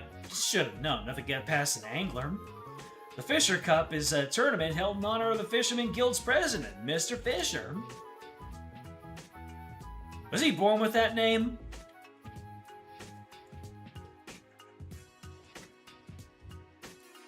Lloyd's a hypocrite for criticizing Gwenter for abandoning his duties to go fish. We all know Lloyd does the same all the time. He even says such later in the game. I see. I can imagine that in the final dungeon there's a fishing spot, and Lloyd says, "This is no time to fish, but I just can't help myself." I always assume this quest is mandatory primarily due to the rewards it gives you. Are you deflecting me? Are we adding Gwenter to the list of villain candidates? I want to get another good look at this man then. If I don't get out of here pronto, all the older guys will snag the best spots. Just one more thing. Among those attending the Fisher Cup, is there a doctor with glasses, blue hair, and a white lab coat? You talk about Joaquin? Pretty sure it was coming today, yeah? Bingo! Yeah. Y'all going into the tournament too? In that case, take this! Coupons a real one. What's this? I'm giving it to you as a memento for competing in the Fisher Cup. It's a participation prize, so to speak. I don't ever recall committing to this tournament, so is this really okay? Wait, damn it, I forgot I was running late. Sorry, guys, got a jet. You better make it. You better get moving if you want to make it. Hi! Someone in a hurry? He really went out of his way. Yeah. Anyway, we know Dr. Gwenter should be headed to the sandbar on Ursula Road. We must hurry and reel him in. Got his enthusiasm, eh, Tio Tot? Silence. Cease verbal communication!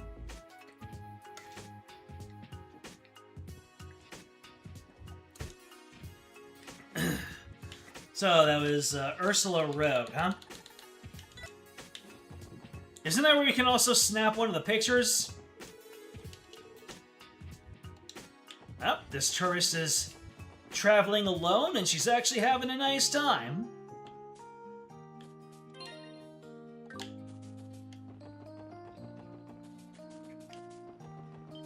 Uh-oh.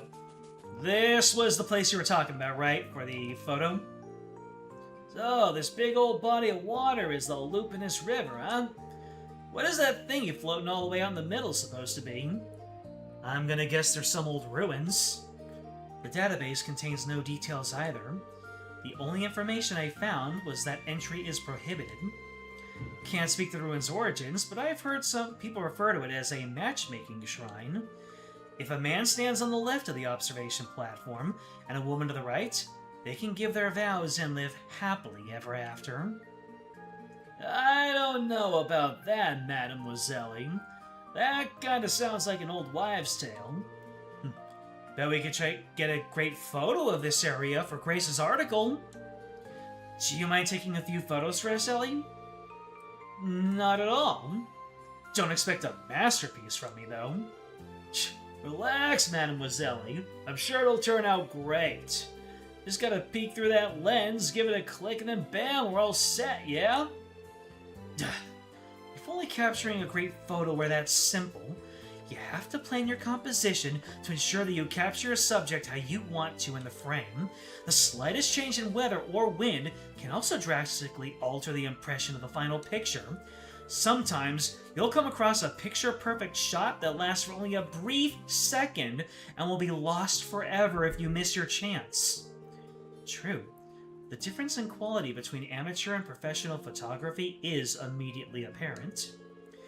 I would imagine a simpleton would have difficulty grasping any level of intricacy or nuance required of the task. A simpleton, pointing directly at Randy.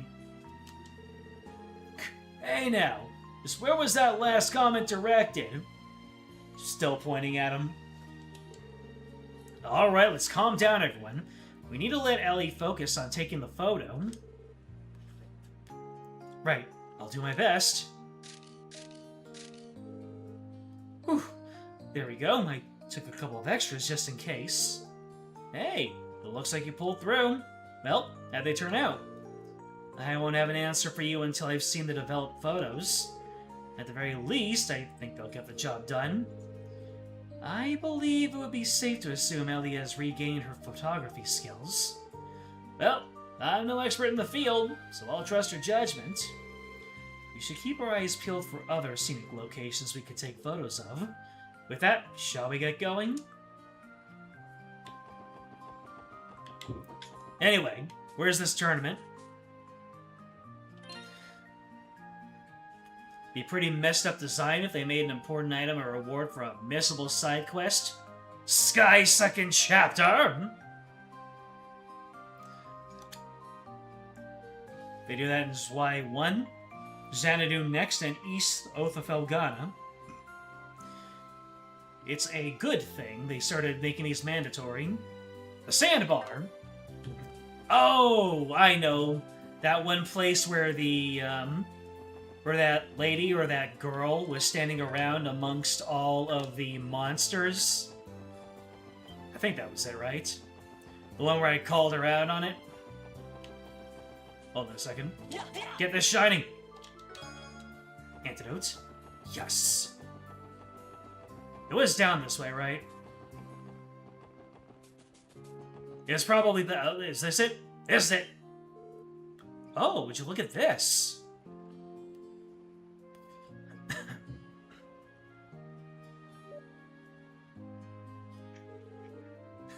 It looked like they're enjoying themselves.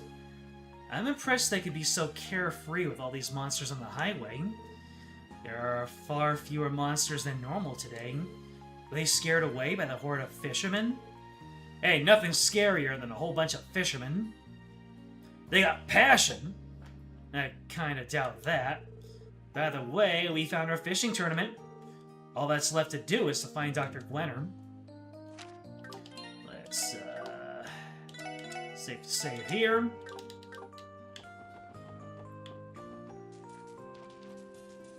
I wonder if it's the man in the lab coat. Talk to everyone before I talk to the good doctor. Especially... There you are, Lloyd. I see you brought your SSS buddies too. Glad you can make it. Behold, the Fisher Cup! A tournament where you can show off your fishing skills to honor Fisherman Guild's president, Mr. Fisher. I call it a tournament, but it's more akin to a social gathering for all fishing enthusiasts. You sadly missed the full explanation, so you have to settle for a quick rundown.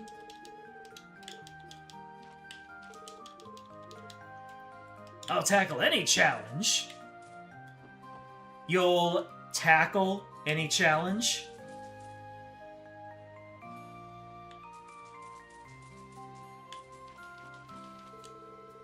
No, since I last fished this sandbar, we can't enter all willy-nilly. We get surrounded by monsters before hooks hit the water.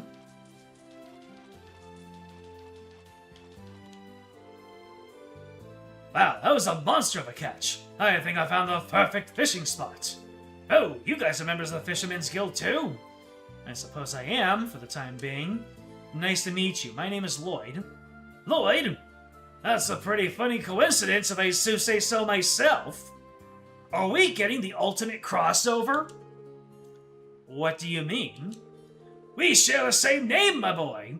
I'm Lloyd, a master fisher of the Fisherman's Guild. Sarah asked me to be a special guest at the tournament, so I packed away my things and came all the way from Liberal. I'll be here for the duration of the anniversary festival, Let's reel in some prize catches. All right, other Lloyd. Yeah, I'm looking forward to it. Is this the Lloyd that Estelle was talking about earlier?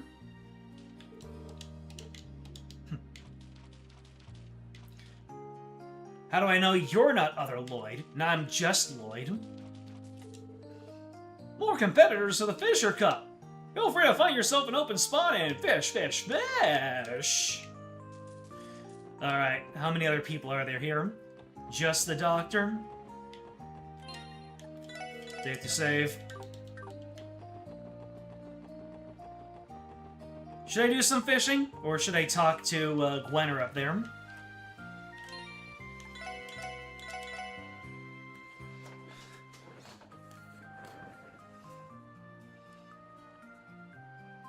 These guys are evil. Look what they're doing to the hospital by hosting a tournament Gwenner can't possibly resist.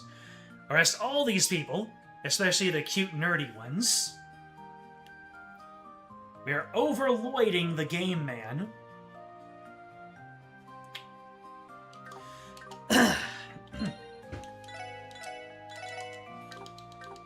And hey, who's that guy over there who's dressed in all red? So, should I do some fishing? Or are we just moving on?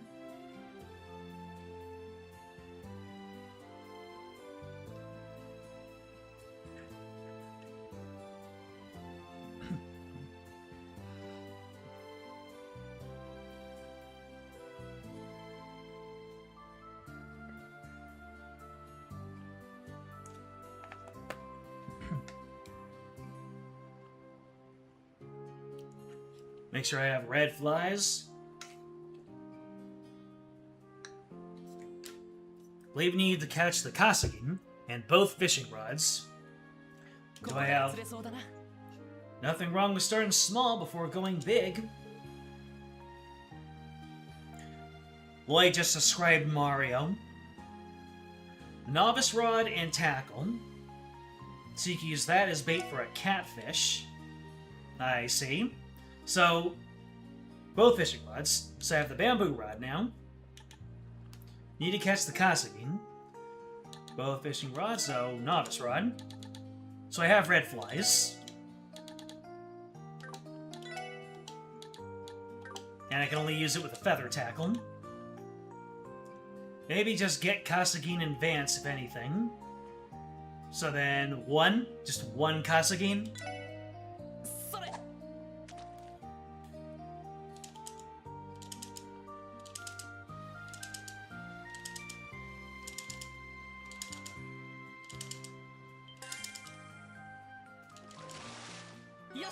Nope, I caught it.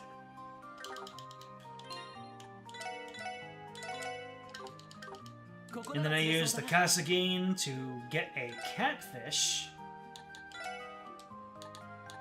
Oh. There we go.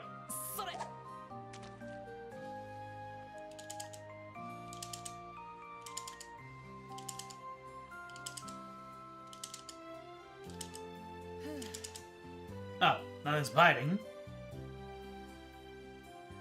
As many Kasagin as I'm willing to save and reset, really. Ideally more. Well, okay then.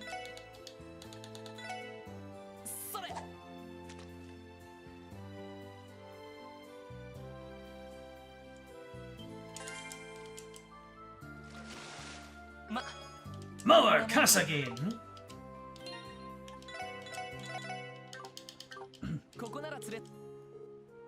Maybe 3? 3 will be fine? I mean, will I need red flies for anything else, or should I turn all of them into Kasagin?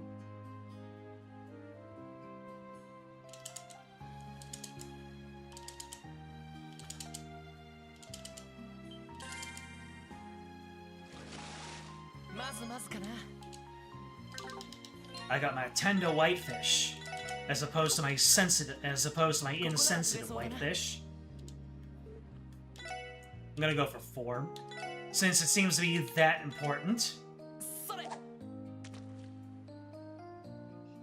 I'll keep 1 red fly.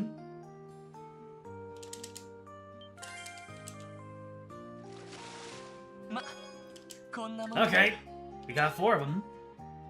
50? Well then, I'll settle with my 4 for now, and...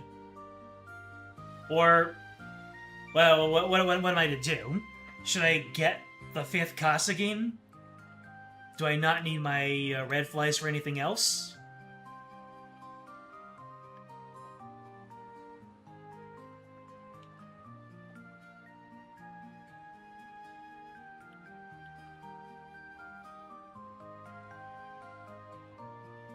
What is the play here? Am I just collecting Kasagin for later? And should I use my last red fly? I'll be getting red flies later on from enemies, won't I? I'm good. Alrighty then. Paging Dr. Gwenner.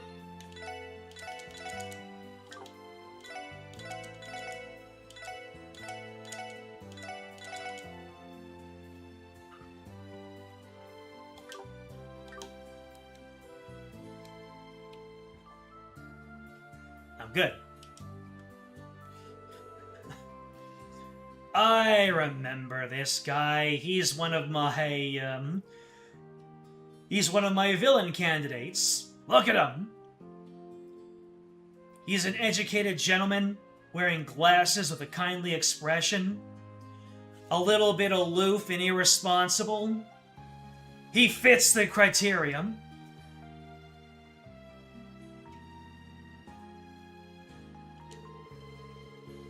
Fishing is truly delightful. He even inspires me to use the same voice that I gave to Alba. I'm not even doing that on purpose. I guess what they say is true. The heart really is soothed with the cast of your line. It always helps me feel refreshed after a long day at the hospital. You know, looking at him from this angle, he kind of looks like... Shigaraki from My Hero Academia. The way his hair is. He's one of my 10-ish villain candidates. Only 10? Could have sworn I had more than that. Blue hair, a white lab coat. Think we got our man. Excuse me, are you Dr. Joaquin Gwenter? Joaquin? Yes, that's me. I apologize, but I am in the middle of something important. Did you need some... Aha! Finally, a bite! You can't unsee it now? So now I have now informed you as to the Mario faces and the Shigaraki head. I am hooked on your every word. Lame pun. Mods? Ban Dr. Gwenner. Excuse me, sir. Sarah, one of the hospital receptionists, sent us a request to track you down, Doctor. Your repeat absences are causing problems for Litton and the rest of his staff. I've got you now! Oh, wow! A viper head! And a pretty big one at that! I can tell my daily trips from the hospital are finally starting to pay off. I don't regret, shirking my duties for a single second.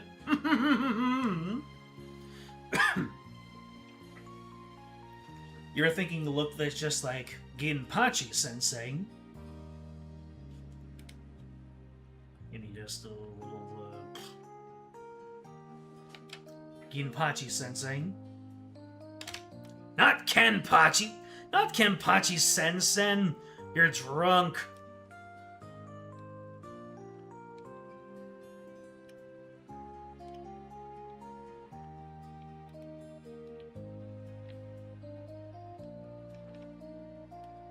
Isn't that from Gintama though?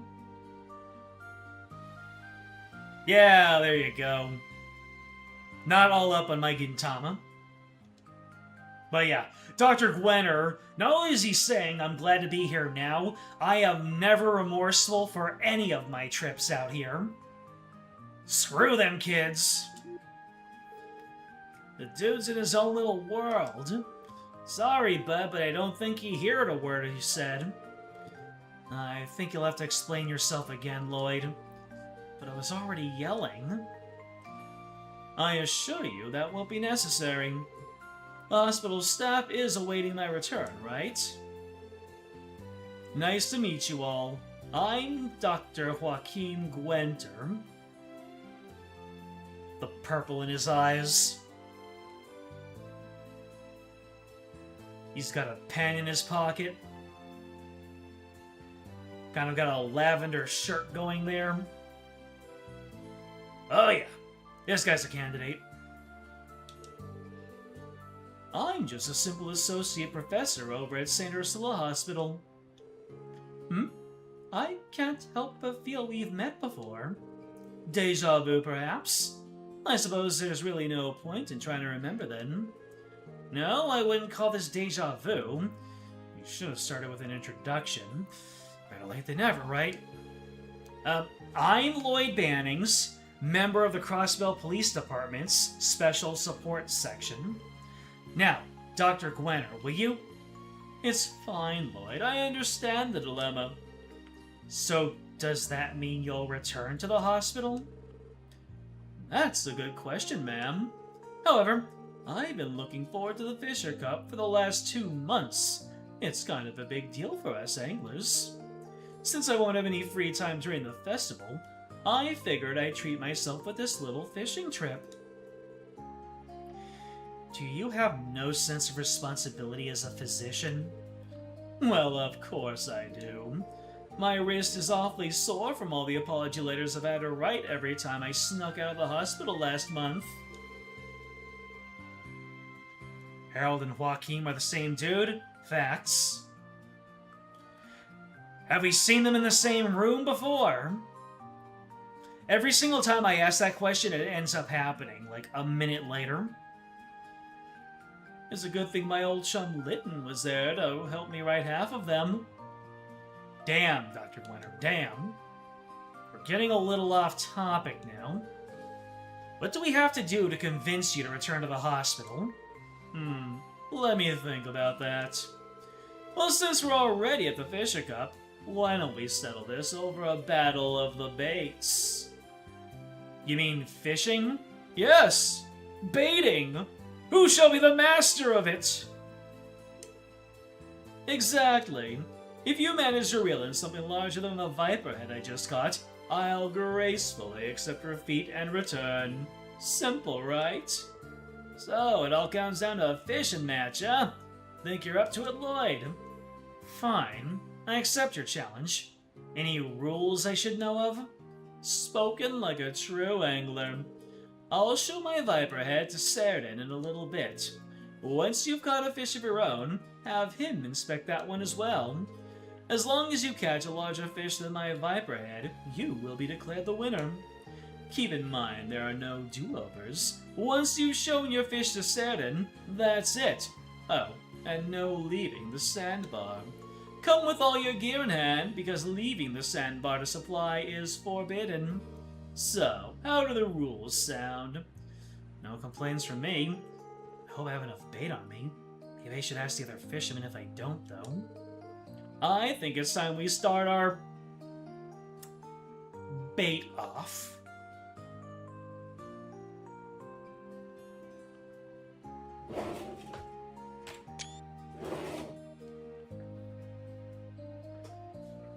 Joachim? Joachim? Of course. Good luck, Lloyd. Let's have some fun. So, how big of a fish am I looking for here?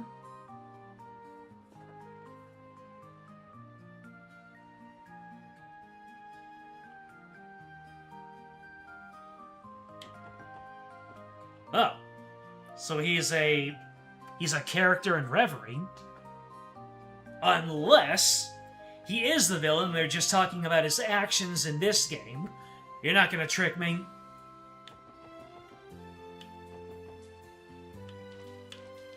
So, yeah, once again, well, I have safety saves for a reason. How big of a fish am I looking for here?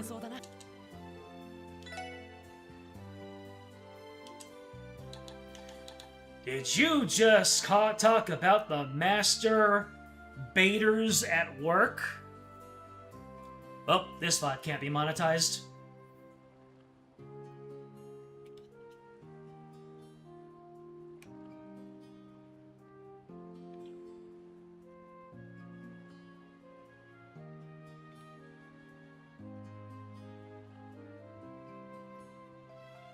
So what's the play here? What rod am I using? What bait am I using? What fish am I looking for? What's the magic number to send Gwenner back to the hospital? Doesn't matter how big the catfish, it must be a catfish. So then I start using my Kasagin now.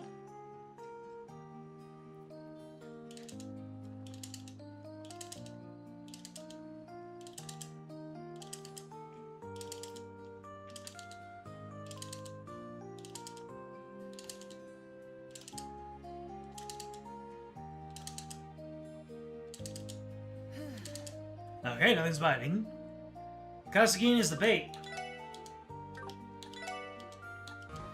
Well, only the novice rod can use the Kasagin.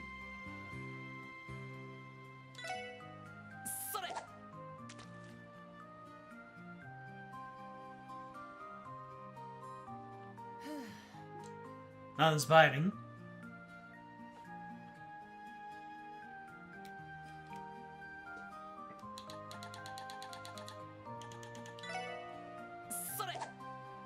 Or is there another spot in here?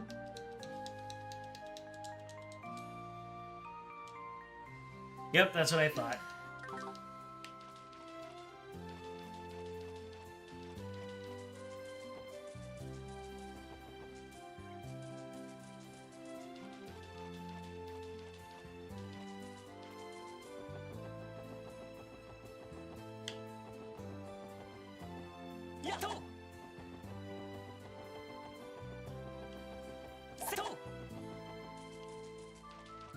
Ah! All the way out here.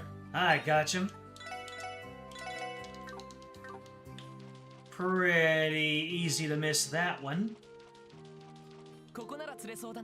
I'm making on some real nice catches at this spot.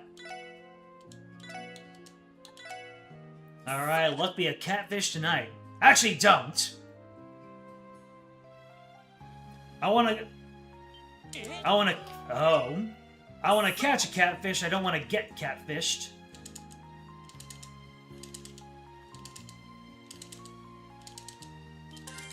Hey, buddy boy! Coughed up a floral bottle? What's a floral bottle do? The bottle-shaped charm, filled with a soothing fragrance, prevents confused. Nice.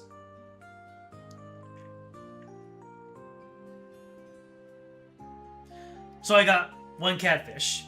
Are we done?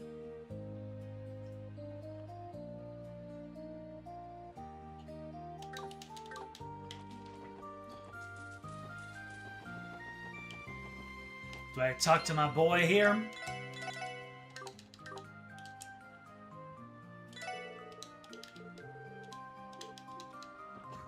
I'm gonna win and drag you back to the hospital, Doctor.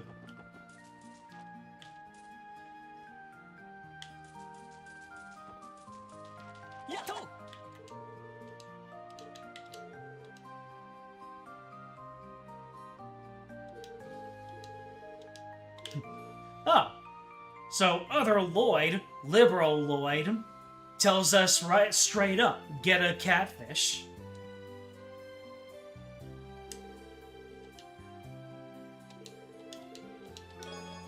Oh. Well, shoot. Liberal Lloyd is actually kind of a bro. More bait.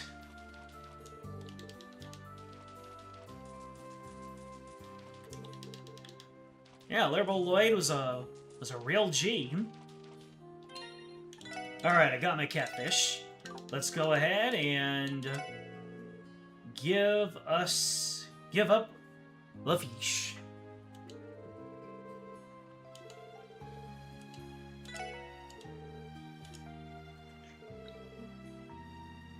Are you sure your fish measures up to mine? I'm not sure, but I don't plan on losing to you. I'm excited to see the results. If you'll do the honors, Certain, judge away, my friend. Let's see. In Dr. Gwinner's quarter, we've got an impressive hyperhead. Of all the fish Lloyd caught, the largest among them was a catfish. After judging, the winner is...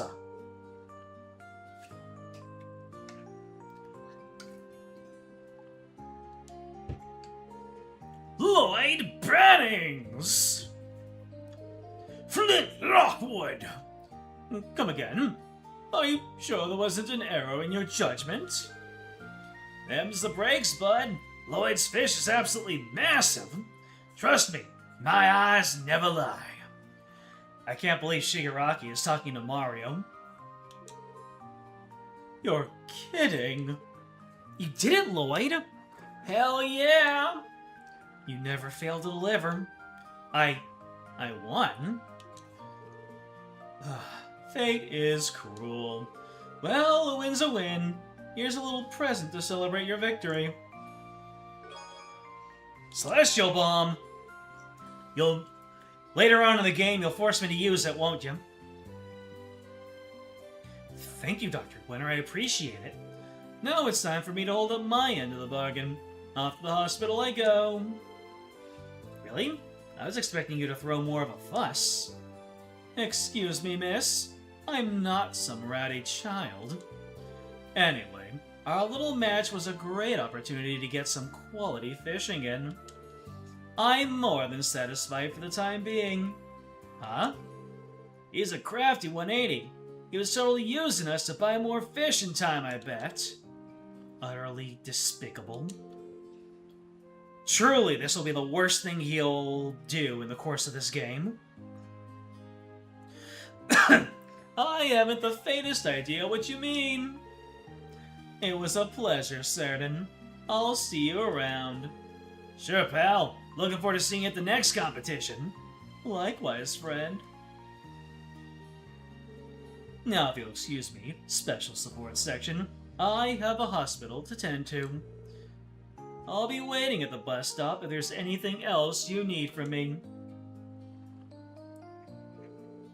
That dude had us completely wrapped around his finger. As I'm sure that will become a trend later on in the story, won't it? He's cunning, alright. I do not trust him in the slightest. Tio has some good instincts. He might swim away the moment we take our eyes off of him. Yeah, we should take the same bus to make sure he actually goes back to the hospital.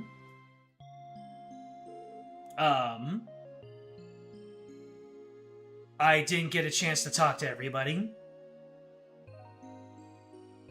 Should I talked to everybody after I got the catfish. So, was there no other opportunity to talk to everybody?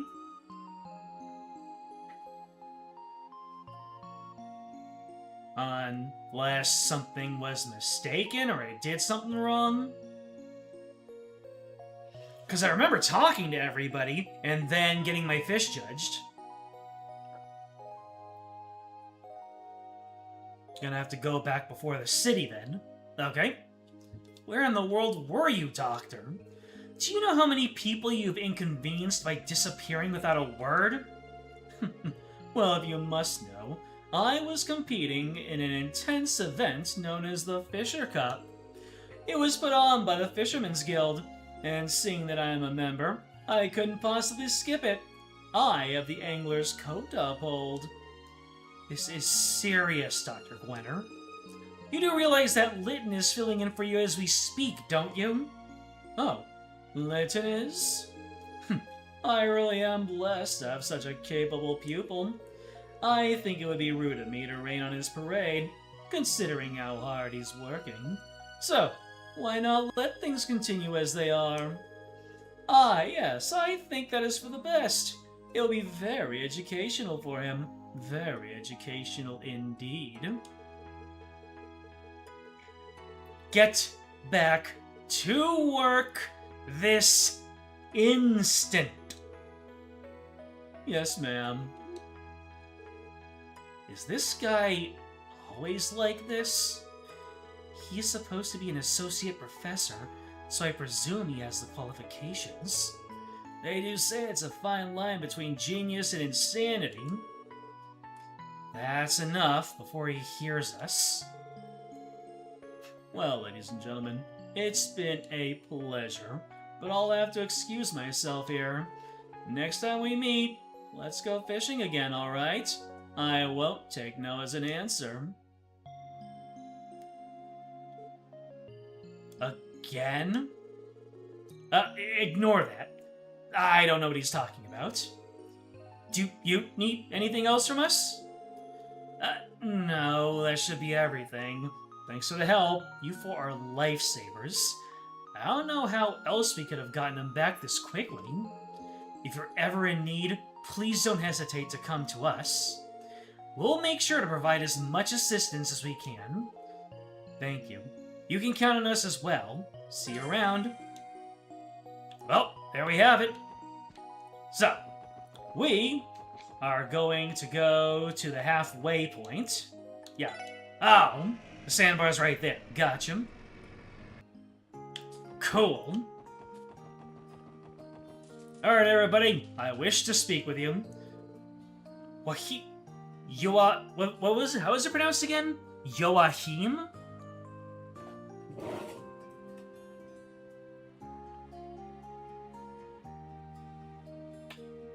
Like, that sounds like 3 syllables.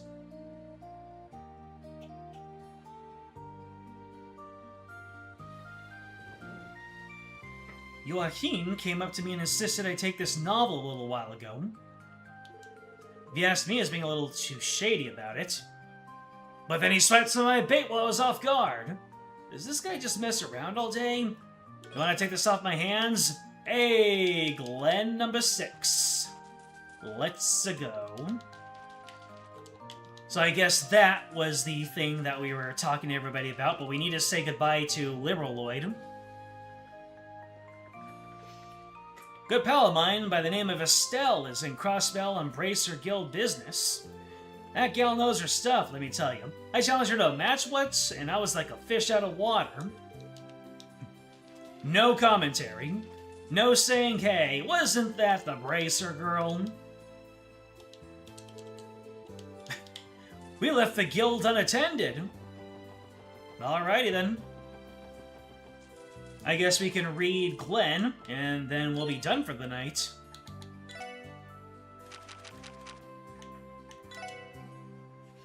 Alright. I got the important thing. Nice. Chapter 6. Katarina. 10 years ago, Glenn worked with Rufus at a hospital in the Principality of Remetheria. The two of them, blessed with talent, were promising names among the young doctors. One day, the two visited a small theater where they saw a traditional Remetherian dance known as a ballet. The dancer on the stage was incredibly talented, and both men were awestruck, instantly falling for her. Her name was Katarina Ford. The two doctors came back many times to watch her perform and, as if by fate, somehow became acquainted with this girl whose smile shone like the sun. The two men even got to know her child's sister, who took a liking to them as well. It wasn't long before Glenn and Katarina fell in love. They were such a perfect match that even Rufus, his friend and rival in love, wholeheartedly supported the couple. Oh, how wholesome. This is a happy story. Let's keep reading. However, their happy days together were all too short. One day, Katarina came down with an incurable disease. and was hospitalized at Glenn and Rufus's workplace. The disease in question was none other than crystallization. Her legs, the life of a ballerina, were immobilized, converted to beautiful Asmelas crystals up to her ankles. "It's pretty, right?" she said, smiling and holding the gemstone that was once her foot up to the light. It was Katerina's way of staying strong and positive, typical of her bright personality. Glenn and Rufus, the doctors charged with her care, found it increasingly difficult to have such an outlook, however. To save her life, they both knew there was no other way than to amputate the crystallized feet. It had to be done soon. But despite everything, they couldn't bring themselves to take such a drastic measure, for Katerina's heart still burned with passion for dancing, a passion that would be cruelly snuffed out were she to undergo an amputation. The doctors searched desperately for an alternative, any possible method to save both her life and her legs. They scoured the records of all known cases of crystallization. They examined and re-examined her to try and find the real cause. Any possible lead or hypothesis was followed up on as quickly as possible. One day, their frantic work finally paid off. Glenn had made a discovery. Patients with crystallization all had a common symptom: a small tumor in the heart. Initial studies suggested that this growth secreted a specific type of toxin that was then dispersed through the bloodstream and deposited in the extremities of the body. When it accumulated in great enough quantities, it would convert the patient's hands and feet into the familiar green crystals. Fascinating. If the tumor could be surgically removed, the root cause would be no more, and the condition would slowly reverse over time. Though the medical world was excited over these findings, the two doctors in charge of Katerina did not rejoice. The removal of a tumor inside the heart was an extremely dangerous operation. Even in a country as renowned for top-tier medical practices as Remiferia was, it would be an intensely difficult surgery. If they failed, it would mean her death. But time was not on their side. The crystallization was advancing. They had to make a decision. The only option is to remove the crystallized parts.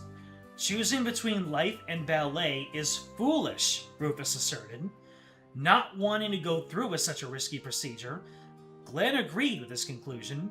Even if his love would lose her ability to dance, as long as she had her life, she could find a new passion. However, Katerina disagreed. Ballet is everything to me.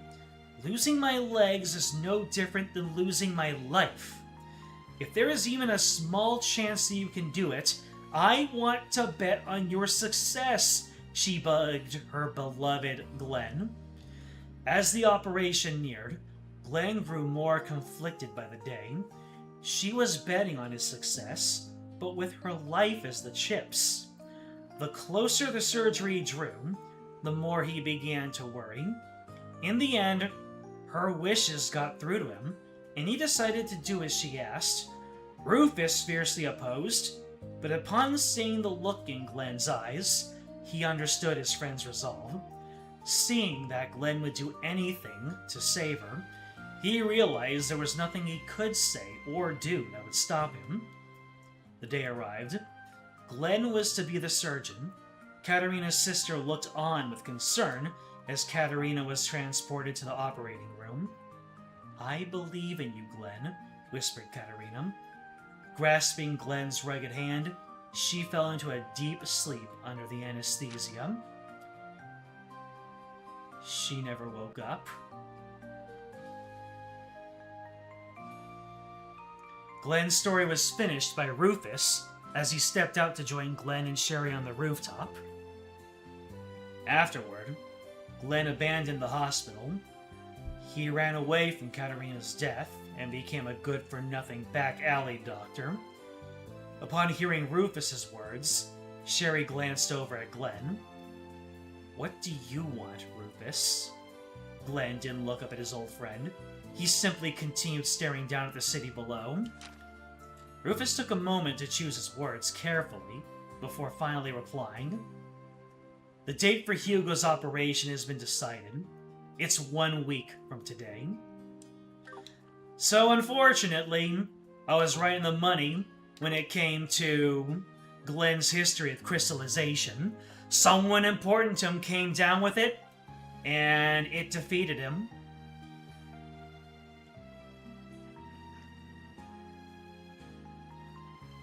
Glad we didn't do the other 8 pictures tonight. Wouldn't have had enough time for all this.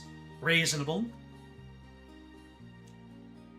You said this about Yin, but you think the connection with this one should be clear? To our laws, their laws? Oh, either way, ladies and gentlemen, thank you for joining me in this leg of the journey. It's a good thing that Back Alley Glenn is just a story, right? Right?